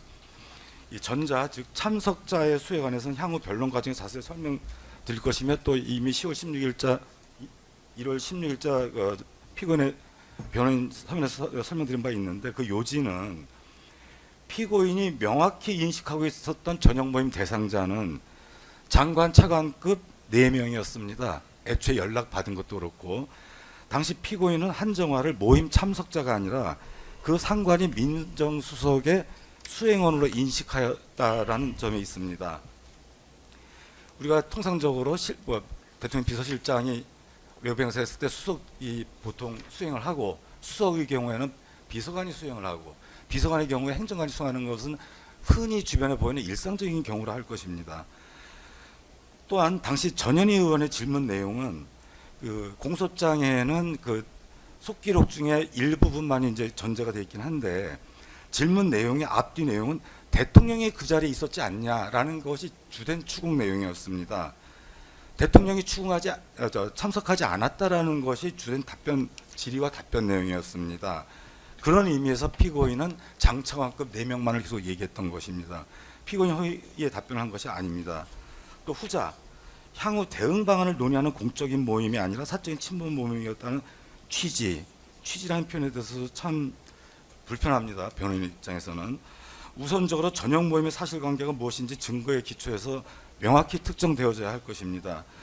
피고인의 증언이 위증이려면 그날 어떤 내용의 대응책이 논의되었는지 그 사실이 먼저 제시가 돼야 될 것입니다. 그래야만 피고인의 증언이 그 사실에 반하는 증언으로 판단되어질 수 있는 기초가 형성이 될 것입니다. 공소장 공소사실에는 이러한 사실, 어떤 내용의 대응책이 논의되었는지 이러한 기재가 전혀 없어서 무엇을 허위로 답변했다는 것인지 무엇이 피고인의 기억에 반하는 것이었다는지 특정 자체가 불가능합니다. 더불어 피고인의 증언은 국회에서 피고인이 실제로 직접 사용한 문헌으로 특정되어야 할 것입니다. 취지라는 그 모호하고도 주관적인 판단을 가지고 의미를 과장하거나 심지어 발언 객관적 내용 자체를 변경하여서는 아니 될 것입니다. 여러 번 말씀드렸지만 국회 속기록에는 피고인의 언동이 단 한 글자도 빠짐이 없이 다 기재가 되어 있습니다. 증거로 제출된 국회 속기록에 보면 피고인이 당일 모임을 표현한 단어는 딱 한 가지, 저녁 모임이라고 했습니다. 어디에도 피고인이 사적 모임이라든가 친목 모임이라든가 하는 표현을 사용한 흔적이 없습니다. 특별검사는 피고인이 사적 모임, 친목 모임이라는 취지로 가치 판단을 더하여 위증하였다라고 공소장에 명기를 한 것입니다. 또한 모임의 내용에 대해도 피고인에 대한 질문과 답변은 국회 속기록에 있는 문답을 그대로 놓고 봐야 할 것입니다. 이미 16일자 변론 서면에서 설명드릴 때 요지만 말씀드리겠습니다. 전현희 의원의 질문에 대해서 피고인은 그런 것은 아니고 지난번에도 말씀드렸지만 저녁 자리였고요 라고 답을 했습니다. 이 답변이 위증이라면 당시 그 모임이 당시 대통령에게 전현희 의원이 말하는 그런 조언을 하기 위해서 모임을 한 것이라는 사실이 전제될 것인데 그러한 내용도 전혀 특정되지 않고 있습니다. 뭐 김승원 의원의 얘기에 대해서도 이미 종전 준비 서면에 상세히 상술하기 때문에 이 부분은 생략하고 넘어가도록 하겠습니다. 결국 피고인은 당시 계엄 선포의 과정에 대해 아무것도 모르고 있었기 때문에 그 상황에서 어떻게 대응 방안을 논의할 수 있었겠는가라는 그 상황에 대한 답변을 하고 있었던 것입니다. 피고인을 비롯한 참석자들이 모두 계엄 선포 과정에 대해서 알고 있는 사람이 없었으므로 심지어 용산 내의 법률 전문가인 민정수석도 전혀 몰랐다는 거 아닙니까? 이런 답답한 마음에 탄식하던 상황을 답변한 것이며 이 증언이 위증이려면 당시 어떤 대응 방안이 실제로 논의가 되었는지 사실로 확인되어야 할 것인데 공소장 어디에도 그런 내용이 없습니다. 사실 또 어떤 대응 방안이 논리적으로 가능하겠습니까? 아무리 생각을 해봐도. 넷째, 특별검사는 이 사건 저녁 모임을 공적 모임이라고 규범적 의미를 부여하면서 피고인이 사적 모임이라는 취지로 위증하였다라고 주장하고 있습니다. 그러나 공무원들이 모였다고 해서 공적 모임이 되는 것은 아닙니다. 뭐 모임 시간대를 보더라도 그렇고 공적 모임이라고 하려면 일단 공적 조직을 통한 소집이 있어야 될 것이고 공적인 소집 목적의 고지나 공유 등이 있어야 할 것이고 따라서 그 참석자들에게 주어진 임무 혹은 권한이 있어야 할 것입니다. 뭐를 준비해 봐라 든가 또 어떤 결과를 도출하고자 하는 시도가 또 그 자리에 있었어야 할 것이고 그 이후에 계획되기 관한 뭐 합의나 결정 그 합의 결과에 대한 사후의 뭐 이행 시도 등이 있어야 할 것입니다. 그러나 이 사건 전형 모임의 경우에는 위와 같이 공적 모임이라고 볼 만한 어떠한 요소도 가지고 있지 않습니다. 수사 기록을 열람해 보면 특별검사는 참석자들에 대해서 충분하고도 합당한 조사를 제대로 잘했다고 생각합니다. 그런데 그런 조사 기록에서 어떠한 이런 공소 사실이 나올 수 있는지 도대체 이해를 할 수가 없습니다. 특검이 잘 수사한 그 수사 기록에도 맞지 않습니다. 특별검사는 의심과 추단만으로 객관적 증거 없이 공소 사실을 추상적으로 특정하고 규범적 의미를 부여하는 바 이에 대해서는 변론 과정에서 상세 반박하도록 하겠습니다. 다섯째로 이 부분은 아마 모든 국민이 다 느끼는 바이고 모든 공직자들이 다 같이 느끼는 바일 겁니다. 이 사건 국회에서의 질의 답변 과정의 진행 방식에 대해서도 고려가 필요합니다. 피고인의 답변은 국회 법사위에서 당일 행해진 질의 답변이 극히 일부일 뿐이고 당일 의원들 질의의 주된 주제는 계엄 선포 과정에 관련된 것이었습니다. 12월 4일자 저녁 모임이 주된 주제도 아니었습니다. 이와 관련한 김현희, 김승원 의원의 질의도 다른 주제에 대한 상세한 질문을 하다가 갑자기 행해진 질문입니다. 그리고 본편에 강조드리고 싶은 부분은 녹취록을 봐서도 알 수 있고 우리가 항상 국회의 그 질의응답을 보면 알 수 있듯이 의원의 질의 시간이 제한된 가운데 그 질의에 있어서도 주로 의원이 말을 많이 합니다. 답변자가 설명하려 들면 바로 시간 제한 등으로 답변을 차단하거나 의원이 바로 말을 자르고 들어오는 방법으로 답변 자체를 가능하지 않게 합니다. 이런 방식을 이 사건의 그 몇 글자 안 되는 피고인의 진술 내용을 판단함에 있어서 이러한 방식으로 진행됐다는 점도 반드시 고려될 요소라고 사료됩니다. 앞에서 설명드린 피고인 및 그 본 변호인의 의견은 이 사건 수사 기록 안에서 그리고 오랜 기간의 사법제도 운용을 통해서 정립된 합리적이고 전통적인 법률 해석을 통해서 우리 법원의 법해석 원칙에 의해서 충분히 증명 가능하고 설명 가능하다고 사료가 됩니다. 증거와 법률의 충실한 공판의 진행을 통하여 필요한 부분을 설명하고 입증하도록 하겠습니다. 이상과 같이 피고인 이완계 변호인은 공판 진행에 관한 의견을 진술하도록 하겠습니다. 네.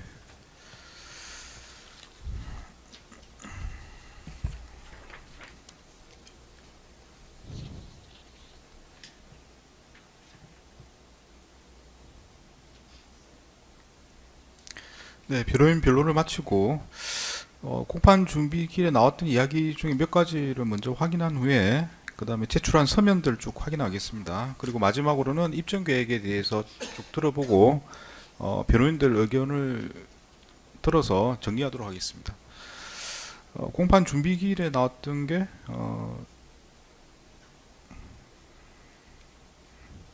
뭐 서면 내시면서 뭐 비공개 증거는 다 확인하셨다고 다 서면 내셨더라고요. 네, 확인하셨고 증거 의견도 다 내셨고요. 기사 부분에 대해서는 이제 철회를 계속 요구하는 입장이시고 특검에서는 뭐 증거물인 서면의 성격이 있다 이렇게 이제 답변하시는 것 같습니다.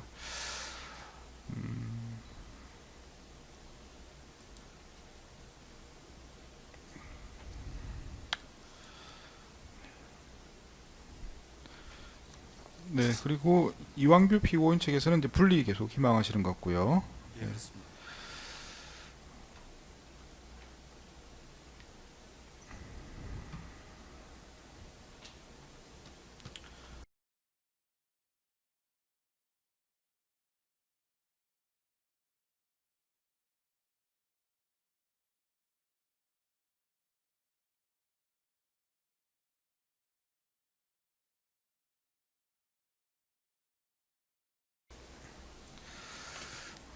네, 그 부분은 한번 이제 쟁점이 돼서 한 번씩 다 의견을 주신 상태라 뭐 더 변동 사항은 없을 걸로 보입니다. 일단 증거 신청은 기사 부분도 하시는 거죠? 네. 네, 일단 예, 제가 한번 쭉 주장 내용을 보고 변호인들께서 말씀하신 것처럼 이게 이제 증거로 제출될 자료가 아닌 걸로 보이면 적절히 제가 조치를 취하겠습니다. 그래서 일단 뭐 처리할지 여부는 이제 특검에서 정하시는 거니까 제가 함부로 할 수 있는 건 아니고 일단 변호인들께서 말씀하신 취지는 제가 이해를 하니까 그 부분은 그런 사항으로 보이면 나중에 증거 채부 등에서 반영하도록 하겠습니다. 네, 분리 부분과 관련해서 좀 이따가 뭐 서면 등을 좀 더 확인한 다음에 그때 말씀을 드리겠습니다. 제출된 서면 보겠습니다.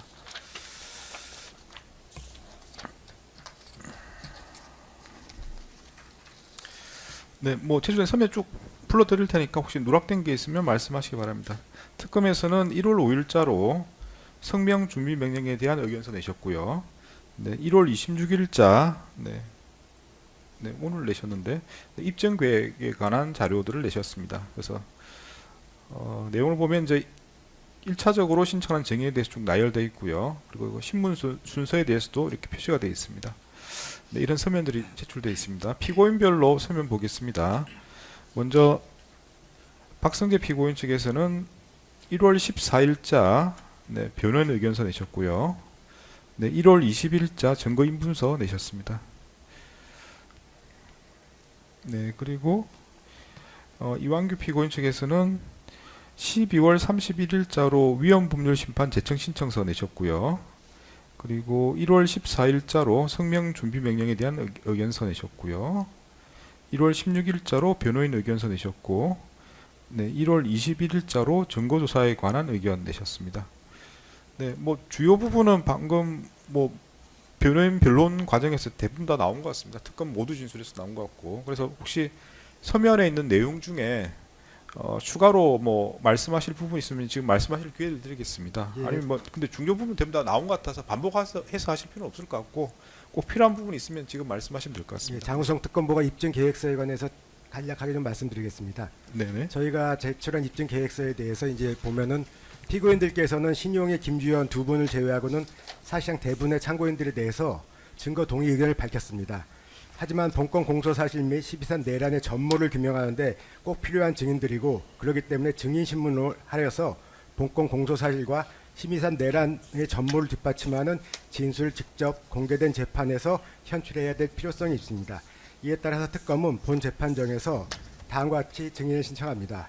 먼저 법무부 감찰관 유혁, 인권국장 승재현, 출입국 본부장 배상업, 출입국 규제 총괄 사무관 이상배, 교정본부 보안과 공무원 장성일, 분류심사과장 이민열, 가석방 팀장 박경식, 보안과장 양원동, 교정본부장 신용해, 법무부 검찰과장 임세진, 검찰총장 심우정, 전 법률비서관 한정화, 전 민정수석 비서관 김주연, 전 행안부 장관 이상민, 그리고 전 대통령 윤석열과 김건희입니다.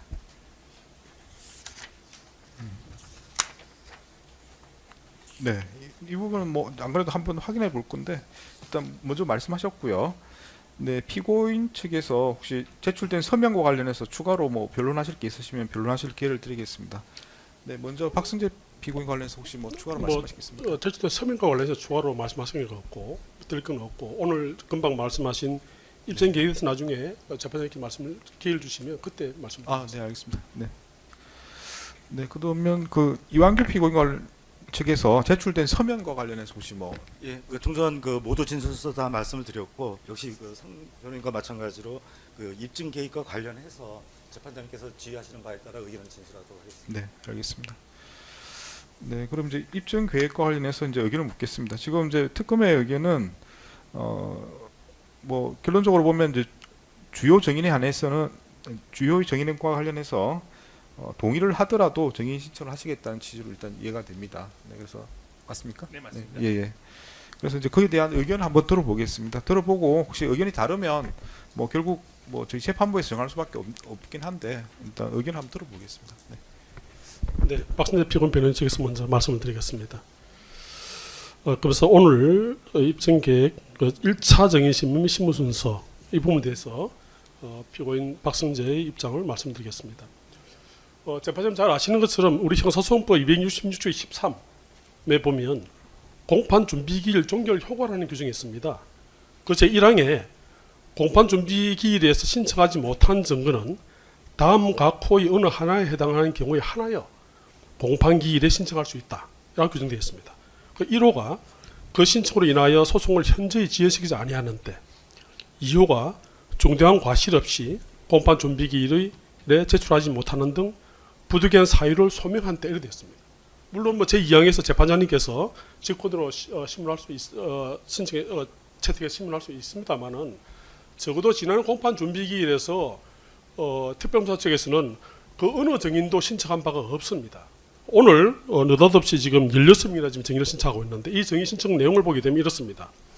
우선 1번 유혁 법무감찰관의 경우에 12월 3일 법무부 간부회의 참석자로 피고인 박승재의 계엄 위험 인식 관련해서 1시간 묵겠다는 겁니다.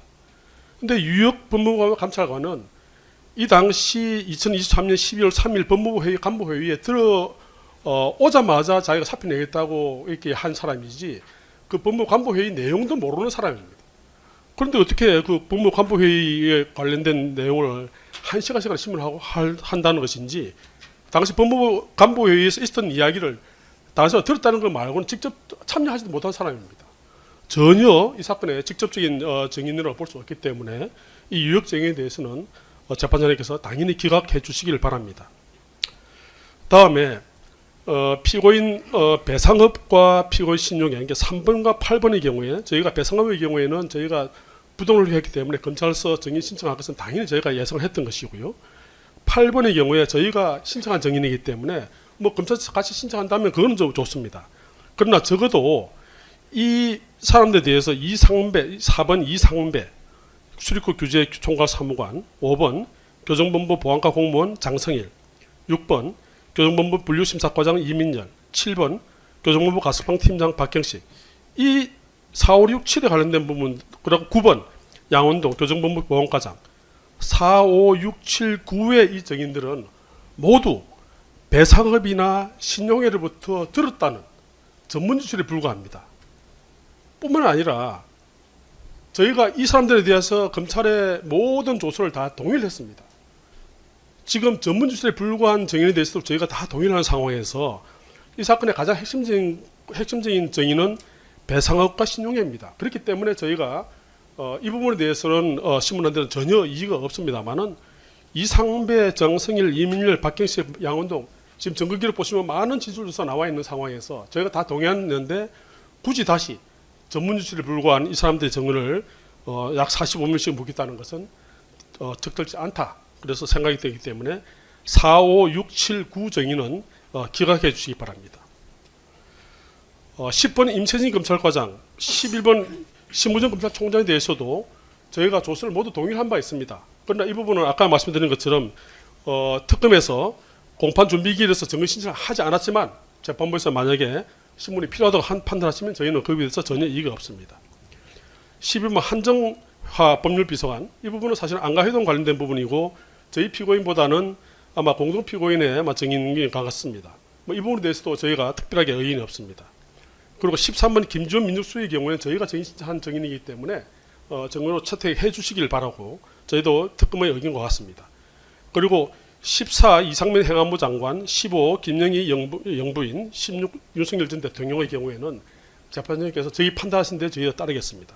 저희가 적어도 이 사건에서 모든 이 배상업의 이 진술 제외한 모든 사람들의 증언을 다 진술 조사를 동의한 이상 소송 경제라든지 이런 점을 보더라도 불필요하고 또 심지어 공판 준비기일에조차 증인 신청하지도 않았고 그런 상황에서 전문지술에 불과한 이런 아까 말씀드린 유혁, 이상배, 장성일, 이민열, 박혜시, 양원동은 저희가 증인 신청할 전혀 증거 조사할 전혀 필요가 없다고 판단되기 때문에 재판장님께서 이 부분에 대해서는 증거를 기각해 주시길 바랍니다. 이상입니다. 네. 다음 이완규 피고인 변호인께서 뭐 의견 말씀하시죠. 예, 기본적으로 상 변호인의 말씀에 같은 취지고 특히 이제 피고인 이완규에 대한 공소사실과 관련해서는 1 내지 11번 증인에 대해서는 저희들은 아무런 이해관계도 없고 아는 내용도 없습니다. 다만 그 한정화 김주현에 대해서는 그 상피고인 측에서 추가적인 보충 신문을 요청하시는 취지로 알았기 때문에 그렇다면 저희도 보충 신문을 하겠다라는 입장으로 저희가 의견서를 냈던 것이고 만일에 한정화에 대해서도 이 부분에 대해서 만일에 신문이 이루어진다면 보충 신문을 할 여진이 있다고 할 것이나 저희는 전혀 동의를 다 했고 이의를 제기한 적이 없었습니다. 그래서 결과적으로 12, 13번 증인 이외에 다른 사람들에 대해서는 저희들은 어떤 신문할 내용도 없고 따라서 당연히 반대 신문할 내용도 없습니다. 전에 임세진은 필요하다고 안 하셨나요? 그 부분은 서면을 통해서 처리를 했습니다. 철회로. 예. 그 부분은 저희가 좀 피고인과 논의하는 것에서 조금 좀 의견이 좀 전달이 좀 잘못됐던 부분이 있어서 다 동의하는 거로 정리를 했습니다. 네, 그러면 이제 굳이 한다면 한정화, 김주현 부분은 관여하고 임세진은 안 해도 된다는 뜻입니까? 네.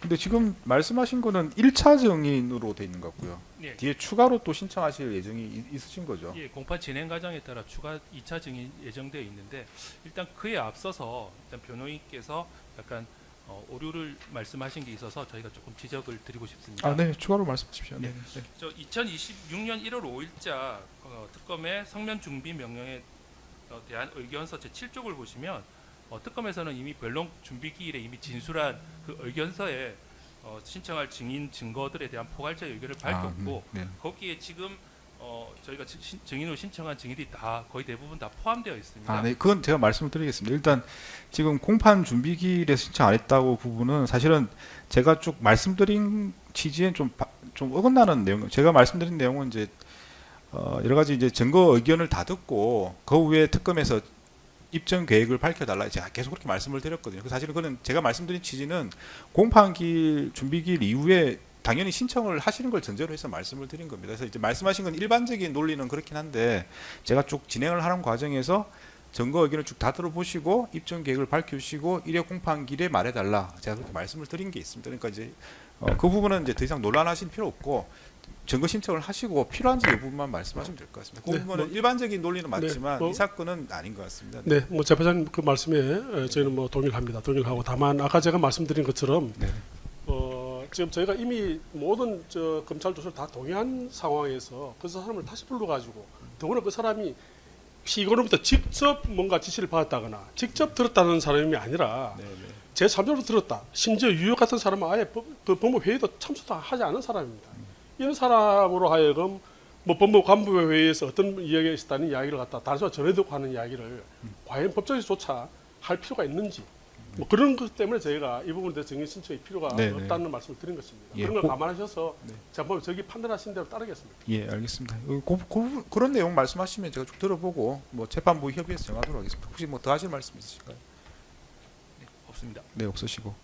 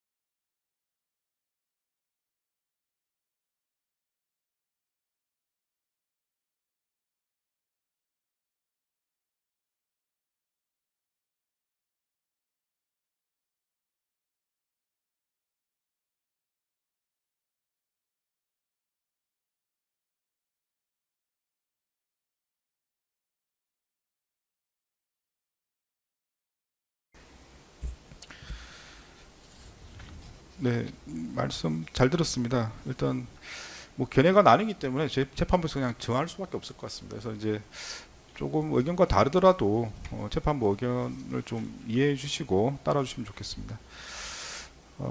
지금 증인 목록에 16명이 있는데 그 중에 약간 피고인과의 관계에서 약간 2차적 관계에 있는 것으로 보이는 그 5명은 일단 보류하겠습니다. 네, 순번상으로 보면 4번부터 7번 그리고 9번 네, 이 5명은 일단 보류하고자 합니다. 그래서 일단 이 5명은 나머지 증인들을 진행한 후에 필요성에 대해서 좀 더 소명을 해주시면 그 후에 진행을 하는 방향으로 그렇게 하겠습니다.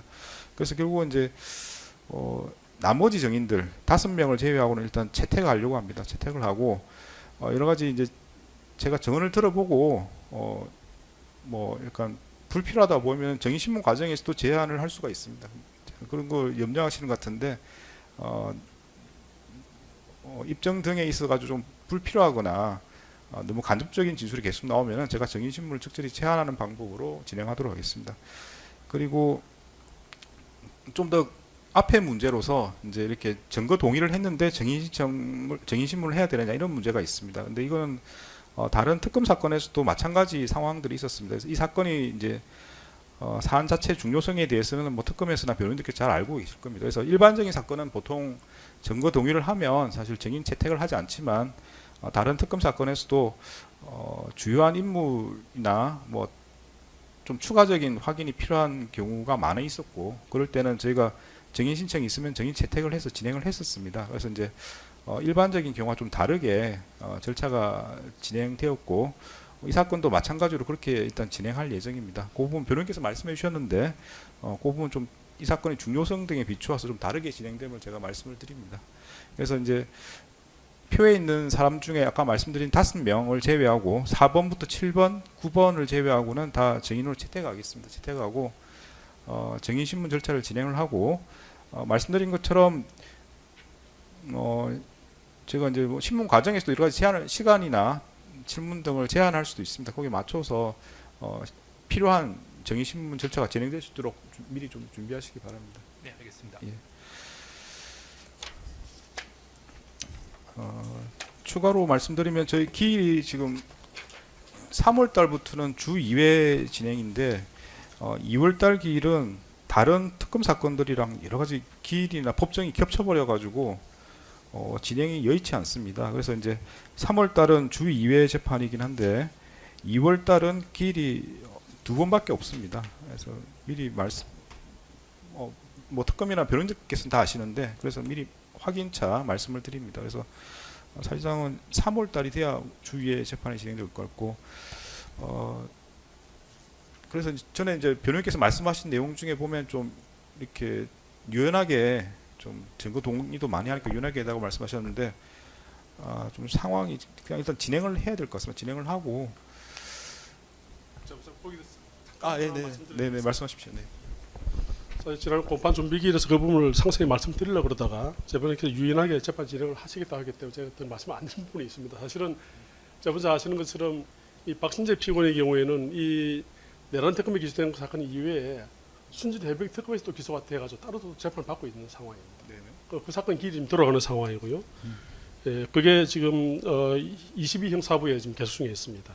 22 형사부. 네, 2.2 형사부의 2025 고합 1602호 사건입니다. 네. 네, 진행되고 있고 2월 11일 오후에 2회 공판 준비기일이 예정되어 있습니다. 1회 공판 기일 준비를 진행이 된 상황입니다. 그리고 저희가 이 사건 이외에 저희가 이제 재판장님께서 이렇게 진행하시기 때문에 월요일은 뭐 다른 특검이나 다른 어떤 사건들을 전부 다 빼버리고 순전히 재판장님 이 사건에 관한 기일을 다 빼놨습니다만은 목요일의 경우에 뭐 저를 비롯해서 여러 변호인들이 이 사건 이외에 다른 이제 민사 사건이라든지 여러 사건들이 지금 이미 기일이 진행 중에 있는 사건이 좀 있습니다. 물론 뭐 거기를 경우에서 뭐 변경을 한다거나 뭐 할 수는 있겠습니다만 가급적이면 저희가 이 지금 말씀하신 지금 증인이 지금 총 보류한 증인을 빼고 나면 총 11명인데 재판장님 말씀하신 대로 만약 한 기일에 한 2명씩 심을 하신다 그러면 한 5기일 정도 하면 될 거니까 가능하시다면 저희가 좀 월요일 기일에 뭐 오전 오후 하더라도 가급적 좀 집중해 주시면 나머지 다른 사건들 뭐 순직 해병 특검 사건이라든지 이런 또 그 이외에 다른 사건들을 진행하는데 좀 저희가 변호에서는 조금 여유가 있을 것 같습니다. 그래서 주 2회 이렇게 재판을 계속 하면 다른 특검하고도 좀 이렇게 충돌될 수도 있기 때문에 그런 점을 재판장님께 좀 융통성 있게 좀 재판 진행을 기일을 좀 잡아주시면 좋겠다는 말씀을 드립니다. 일단 저희가 말씀드린 기일표에 보시면 시간이 오전 오후 다 포함되어 있습니다. 그래서 이제 저희가 증인 신문을 하더라도 오전 오후 다 할 예정이고요. 기일이 겹치는 게 그럼 목요일 기일이 겹치는 건가요? 월요일 기일은 전혀 뭐 다른 사건은 전혀 지금 안 잡고 있는 상황이기 때문에 월요일 기일은 지금 재판장은 이 재판부를 위해서 제가 오전을 다 비워놓을 수 있는데 목요일 기일의 경우에는 뭐 현재 진행 중인 다른 뭐 민사 사건이라든지 또 특검 사건 이런 사건들이 중복될 가능성이 있기 때문에 가급적이면 재판을 월요일로 좀 몰아주셔서 오전 오후를 다 해주시더라도 해주시면 어떻겠나 하는 생각입니다. 그래도 한다 하더라도 지금 지금 정인이 지금 9명이기 때문에 한 5기일 정도 하면 충분히 신문이 가능할 것 같고 그러면 적어도 한 3월, 4월 초 정도 되면 정인 신문 절차를 다 마칠 수 있지 않을까 생각이 듭니다. 그 2차 증인 신청이 있을 것 같은데 예, 2차 증인 추가 신청할 예정입니다. 그러면 거기는 몇 명 정도입니까? 지금 1차 증인들보다 많지는 않을 것 같은데요.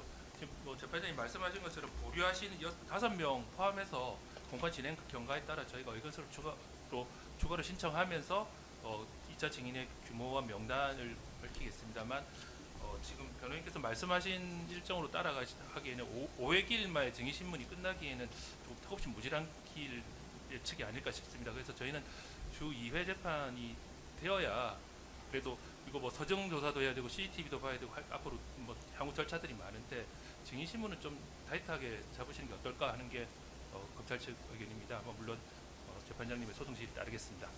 지금 1차 정인과 2차 정인은 그 입증 주제에 따라서 나뉘는 건가요? 건가요? 예, 지금 뭐 저희 의견서에 기재한 바와 같이 뭐 지금 김건희 관련 수사 무마 그리고 당정대 회의와 그에 따른 계엄 정당한 문건 관련해서 좀 추가로 신청할 증인들이 있을 예정입니다.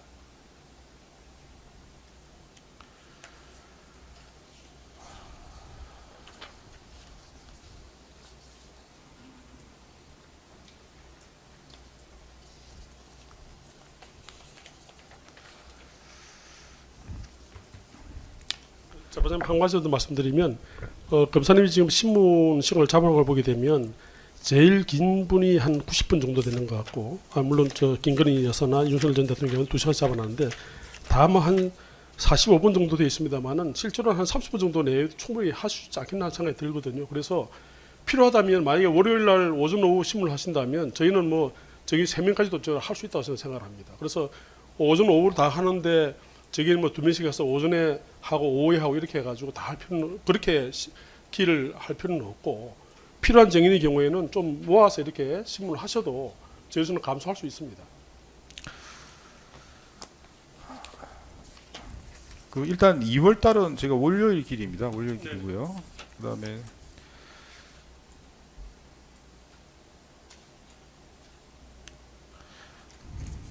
일단 1차 정의는 뭐 일단 정해진 대로 한번 진행해 보겠습니다. 말씀하신 것처럼 하루에 3명을 해서 뭐 기일이 충분히 신속하게 진행이 되고 근데 2차 정인 자체를 제가 확인해 보고 실질적으로 뭐 기일이 문제 없어 보이면 그때 하는 게 맞지 않을까. 왜냐면 제가 이게 특검법상 아시겠지만 6개월인데 이게 판결 선고까지 들어갑니다. 그래서 이제 사실 뭐 판결 선고하는데도 굉장히 시간도 많이 걸리기 때문에 기록이 방대해서 그래서 변론 종결까지만 하면 뭐 말씀하신 것처럼 뭐 그렇게 계산할 수 있을 것 같은데 뭐 선고까지 생각하면 더 많은 시간을 저희가 여유가 있어야 되기 때문에 죄송하지만 좀 그냥 진행을 해보고 1차 아까 11명 한번 진행해보고 그때 이제 뭐 그러면 이제 2차 정인이 대충 윤곽이 나올 거고 그 다음에 이제 대충 어느 정도 진행 길이 필요하다가 나올 것 같습니다. 그러면 2차 정인 때는 뭐 목요일을 좀 줄여서 하든지 아니면 뭐 빼든지 그때 가야 뭔가 좀 정할 수 있지 않을까 싶습니다. 만약에 목요일 하신다 하더라도 시간대를 조금 정리를 해줄 수 있으면 저희가 충분히 협조할 수 있는 것 같습니다. 그러나 이 사건에 시간 제가 되면 어떤 시간 시간에 지금 예를 든다면은 길을 말씀드리면 네네. 3월 5일의 경우에는 오전 오후 2시 10분에 지금 재판이 하나 있는 것 같고요. 3월 12일에는 지금 오전 11시 20분과 오후 3시 반에 오전 11시에도 하나 있고 오후 11시 20분에 있고 3시 반에 있는 상황입니다. 그래서 또 19일도 보면 오전 10시 50분에 하나 길이 있기 때문에 예컨대 10시 50분 길이 있는데 오후에 정인을 한다면 오후에 정인 2명은 충분히 신문할 수 있습니다. 그래서 하루 종일 이렇게 재판 진행하시기보다는 조금 윤두식 해주시면 저희가 충분히 재판부에서 가급적이면 4월 안에 결심을 해서 적어도 선고일까지 판결문을 쓰시는데 어려움이 없도록 저희가 충분히 협조를 하겠습니다. 그 시간을 조금 윤두식 해주시면 좋겠습니다.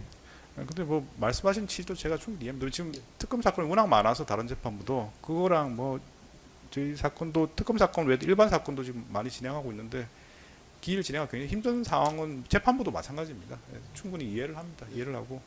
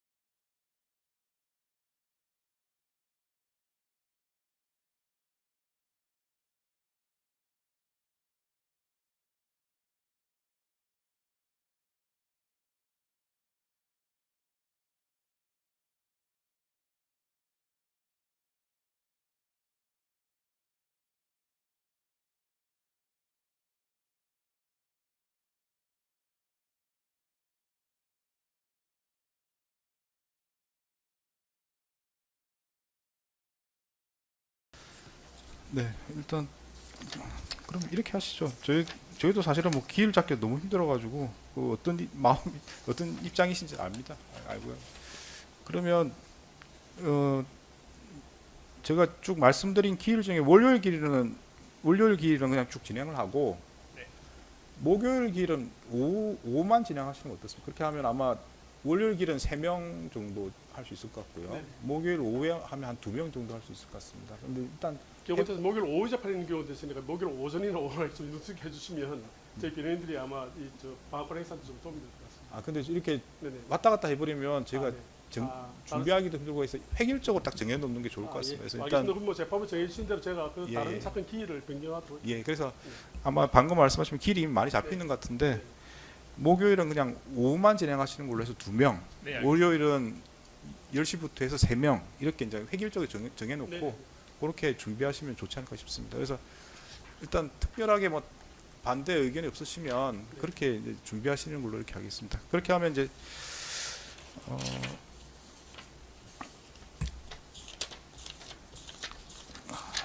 네, 그럼 이제 표에 나와 있는 순서대로 쭉 진행을 할 텐데 뭐 일단 진행할 대상자들이 정해졌으니까 한번 이렇게 조금 더 정리를 해주시면 좋을 것 같습니다. 그래서 이제 근데 길도 다 정해놓았으니까 네. 그리고 이제 월요일은 3명, 목요일은 2명 이렇게 정했으니까 거기에 맞춰서 좀 정리를 더 해주시면 좋을 것 같습니다. 그래서 알겠습니다. 지금 예상되는 진행은 이제 다음 길은 순번 1, 2, 3번을 불러가지고 정인 신문을 진행하겠습니다. 그래서 지금 이제 5명을 제외한 11명은 다 정인으로 채택하고요.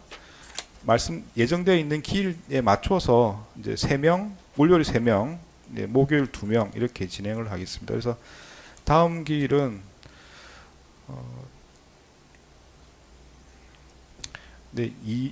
2월 9일입니다. 2월 9일 10시부터 진행을 하고요.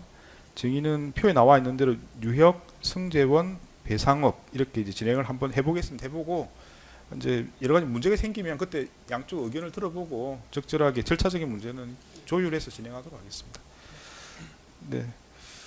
그리고 이제 분리 문제가 있는데 지금 이제 분리 문제는 이제 사건 자체를 분리하는 게 아니고 지금 이완규 피고인 같은 경우는 공소 사실상 이렇게 겹치지 않는 부분들이 상당히 많아서 그래서 이제 박성재 피고인만 진행을 하다가 이제 이완규 피고인이 관여되는 부분이 있으면 그때 이제 다시 분리했다가 병합했다가 진행하는 그런 걸 이제 원하시는 건데 거기에 대해서 특검 의견은 어떠신가요? 예, 특별한 이의 없고 재판부 결정에 따르겠습니다. 이게 공소 사실 자체에 기초해서 말씀하시는 거라서 뭐 반영할 수 있으면 뭐 반영할 수 있는. 그건 사실은 이제 전에 말씀드린 것처럼 약간 이제 선택의 문제입니다. 이렇게 뭐 증인이 나와서 쭉 물어보는데 이제 현장에 계시면 물어볼 기회가 있을 수가 있는데 그래서 분리가 돼 있으면 이제 물어보지 못하는 상황이 될 수도 있습니다. 그래서 이제 그런 걸 그냥 상관없다고 하시면 지금 증인 순서대로 나간다면 일단 1, 2, 3이나 그 다음에 재판께서 채택하신 8번, 10번, 11번은 저희들은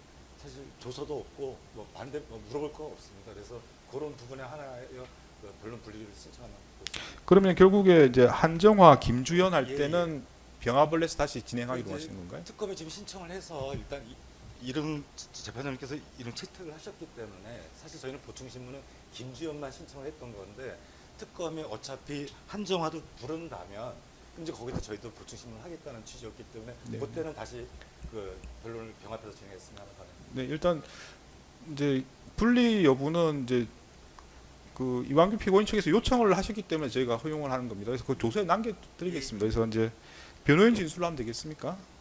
예, 그렇게 해주시고 네. 분리 신청서도 서면을 또 제출하도록 하겠습니다. 예, 알겠습니다. 저희 재판장님, 근데 아마 오류가 있으신 것 같은데 14번 이상민도 안가해동 관련입니다. 네. 그래서 아마 그래서 남길 이제 때는 이 부분 정인 신청하셔야 신문에 참석하시는 게 필요하지 않냐 그 말씀하시는 것 같은데요. 이상민 증인. 이상민 증인 때는 저희 참석하겠습니다. 그럼 3명 맞습니까? 예, 그렇습니다. 네, 3명. 네. 그러면 그 이완규 피고인 변호인 진술로 공판 변론을 분리해서 진행하기를 원하고 예정된 증인 중에 한정화, 김주연, 이상민 증인 신문 시에는 병합을 해서 증인 신문에 관여하기를 원한다. 예, 그렇습니다. 이렇게 정리하면 되겠습니까?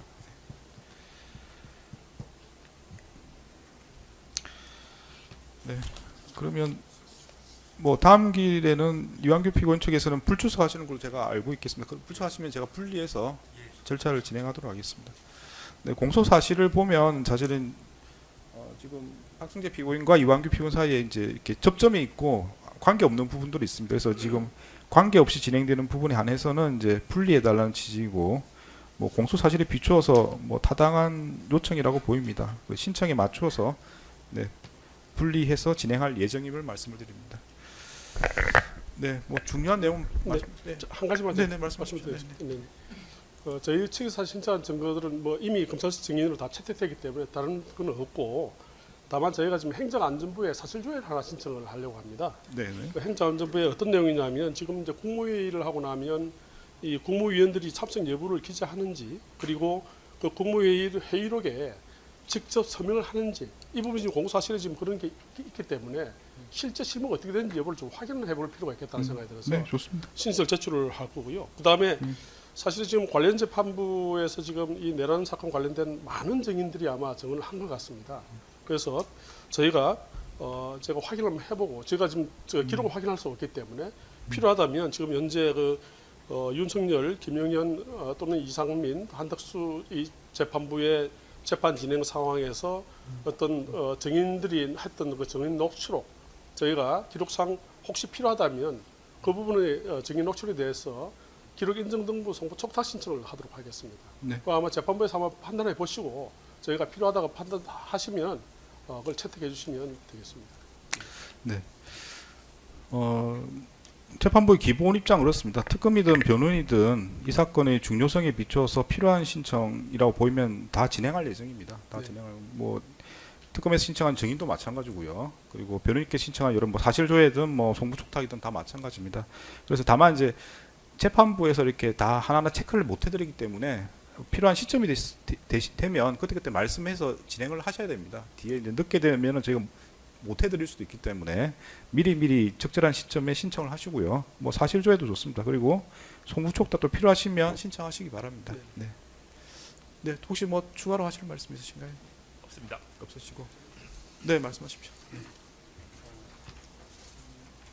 아까 특검에서도 말씀을 하셨는데 그 대통령실 CCTV 영상 그게 지금 비밀이라고 그래가지고 저희들이 지난주에 잠깐 열람만 했습니다. 열람을 해서 뭐 그 과정을 좀 기재한다고는 했는데 지금 특검에서는 그 CCTV에 대해서 뭐 저 아까 그 검증도 하신다고 하신 것 같고, 예. 그런데 저희들이 뭐 비밀이 해제됐는지 여부까지는 저희들한테 확인은 못했습니다만은 도저히 비밀이라고 볼 수 있는 내용이 아닌데 그걸 비밀이라고 하면서 저희들이 그 뭐 해줄 수도 있을지 모르니까 외장하드를 준비해 와라 그래서 외장하드까지 가지고 갔는데 그 현장에서 기각되었다 그래서 저희들이 그걸 등사를 못했습니다.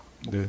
그런데 이 사건에서 굉장히 중요한 증거고 저희들이 그 CCTV 영상을 분석함으로써 저희들한테 유리한 증거를 채증할 수도 있고 그럴 수 있을 것 같은데 그것들을 지금 저희들이 볼 수가 없고, 그리고 사실 그 증거조사 과정에서 공개재판에서 지금 그걸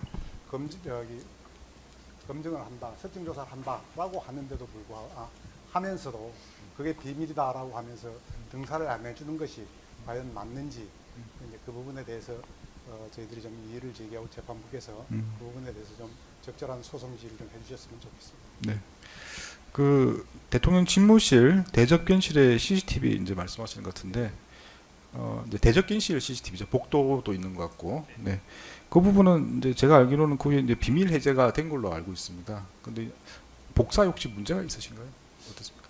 일단 이 부분은 저희가 어차피 지금 말씀드린 게 인적 증거에 대한 정보조사 이후에 서정조사 기일에 문제되는데 아직 좀 시간이 많이 남은 것 같습니다. 제가 좀 검토한 후에 저희 측 의견 따로 밝히도록 하겠습니다. 네.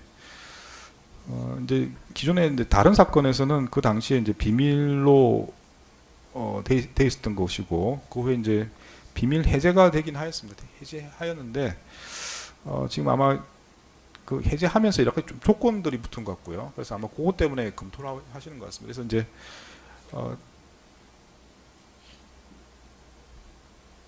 일단 뭐 한 다음 기일쯤에 한번 의견을 주시죠. 어떻게 네, 진행할지. 아마 지금 복사를 원하시는 것 같은데 열람 자체는 문제가 없을 것 같은데 열람 문제가 없는데 이제 복사 여부에 대해서 말씀하시는 것 같고 그 부분은 다음 기일에 좀 의견을 주시면 될 것 네, 같습니다. 다음 기회까지 예, 예. 준비하겠습니다.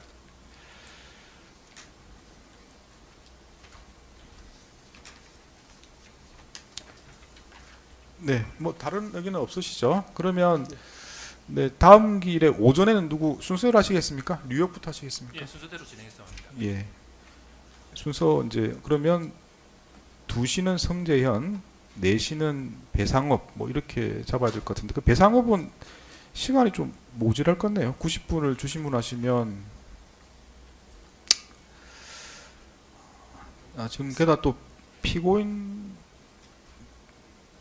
같은 시간을 하시게 되면은 자, 부장님 사실 이 부분 제가 의견을 잠깐 말씀드리겠습니다. 지금 만약에 유혁, 성재현, 배상업 한 세 사람을 저희심을 한다면 이제 가장 핵심적인 인물은 배상업입니다. 왜냐하면 피고인이 중임을 종사했다는 그 핵심적인 증인이기 때문에 그렇습니다. 그래서 가급적이면 이 배상업 증인은 오후에 전체 좀 시간을 할애해 주시면 좋겠고 2시부터 이 유혁과 성재현은 사실은 특히 아까 말씀드린 것처럼 아예 회의에 들어오지도 않은 사람입니다. 유혁은 성재현은 회의에 들어왔습니다만 그래서 이 오전에 충분히 두 사람을 심문을 하셔도 아마 충분하지 않겠나 하는 생각이 듭니다. 저희가 사실 반대만 심문할 양도 그렇게 많지가 않습니다. 네네.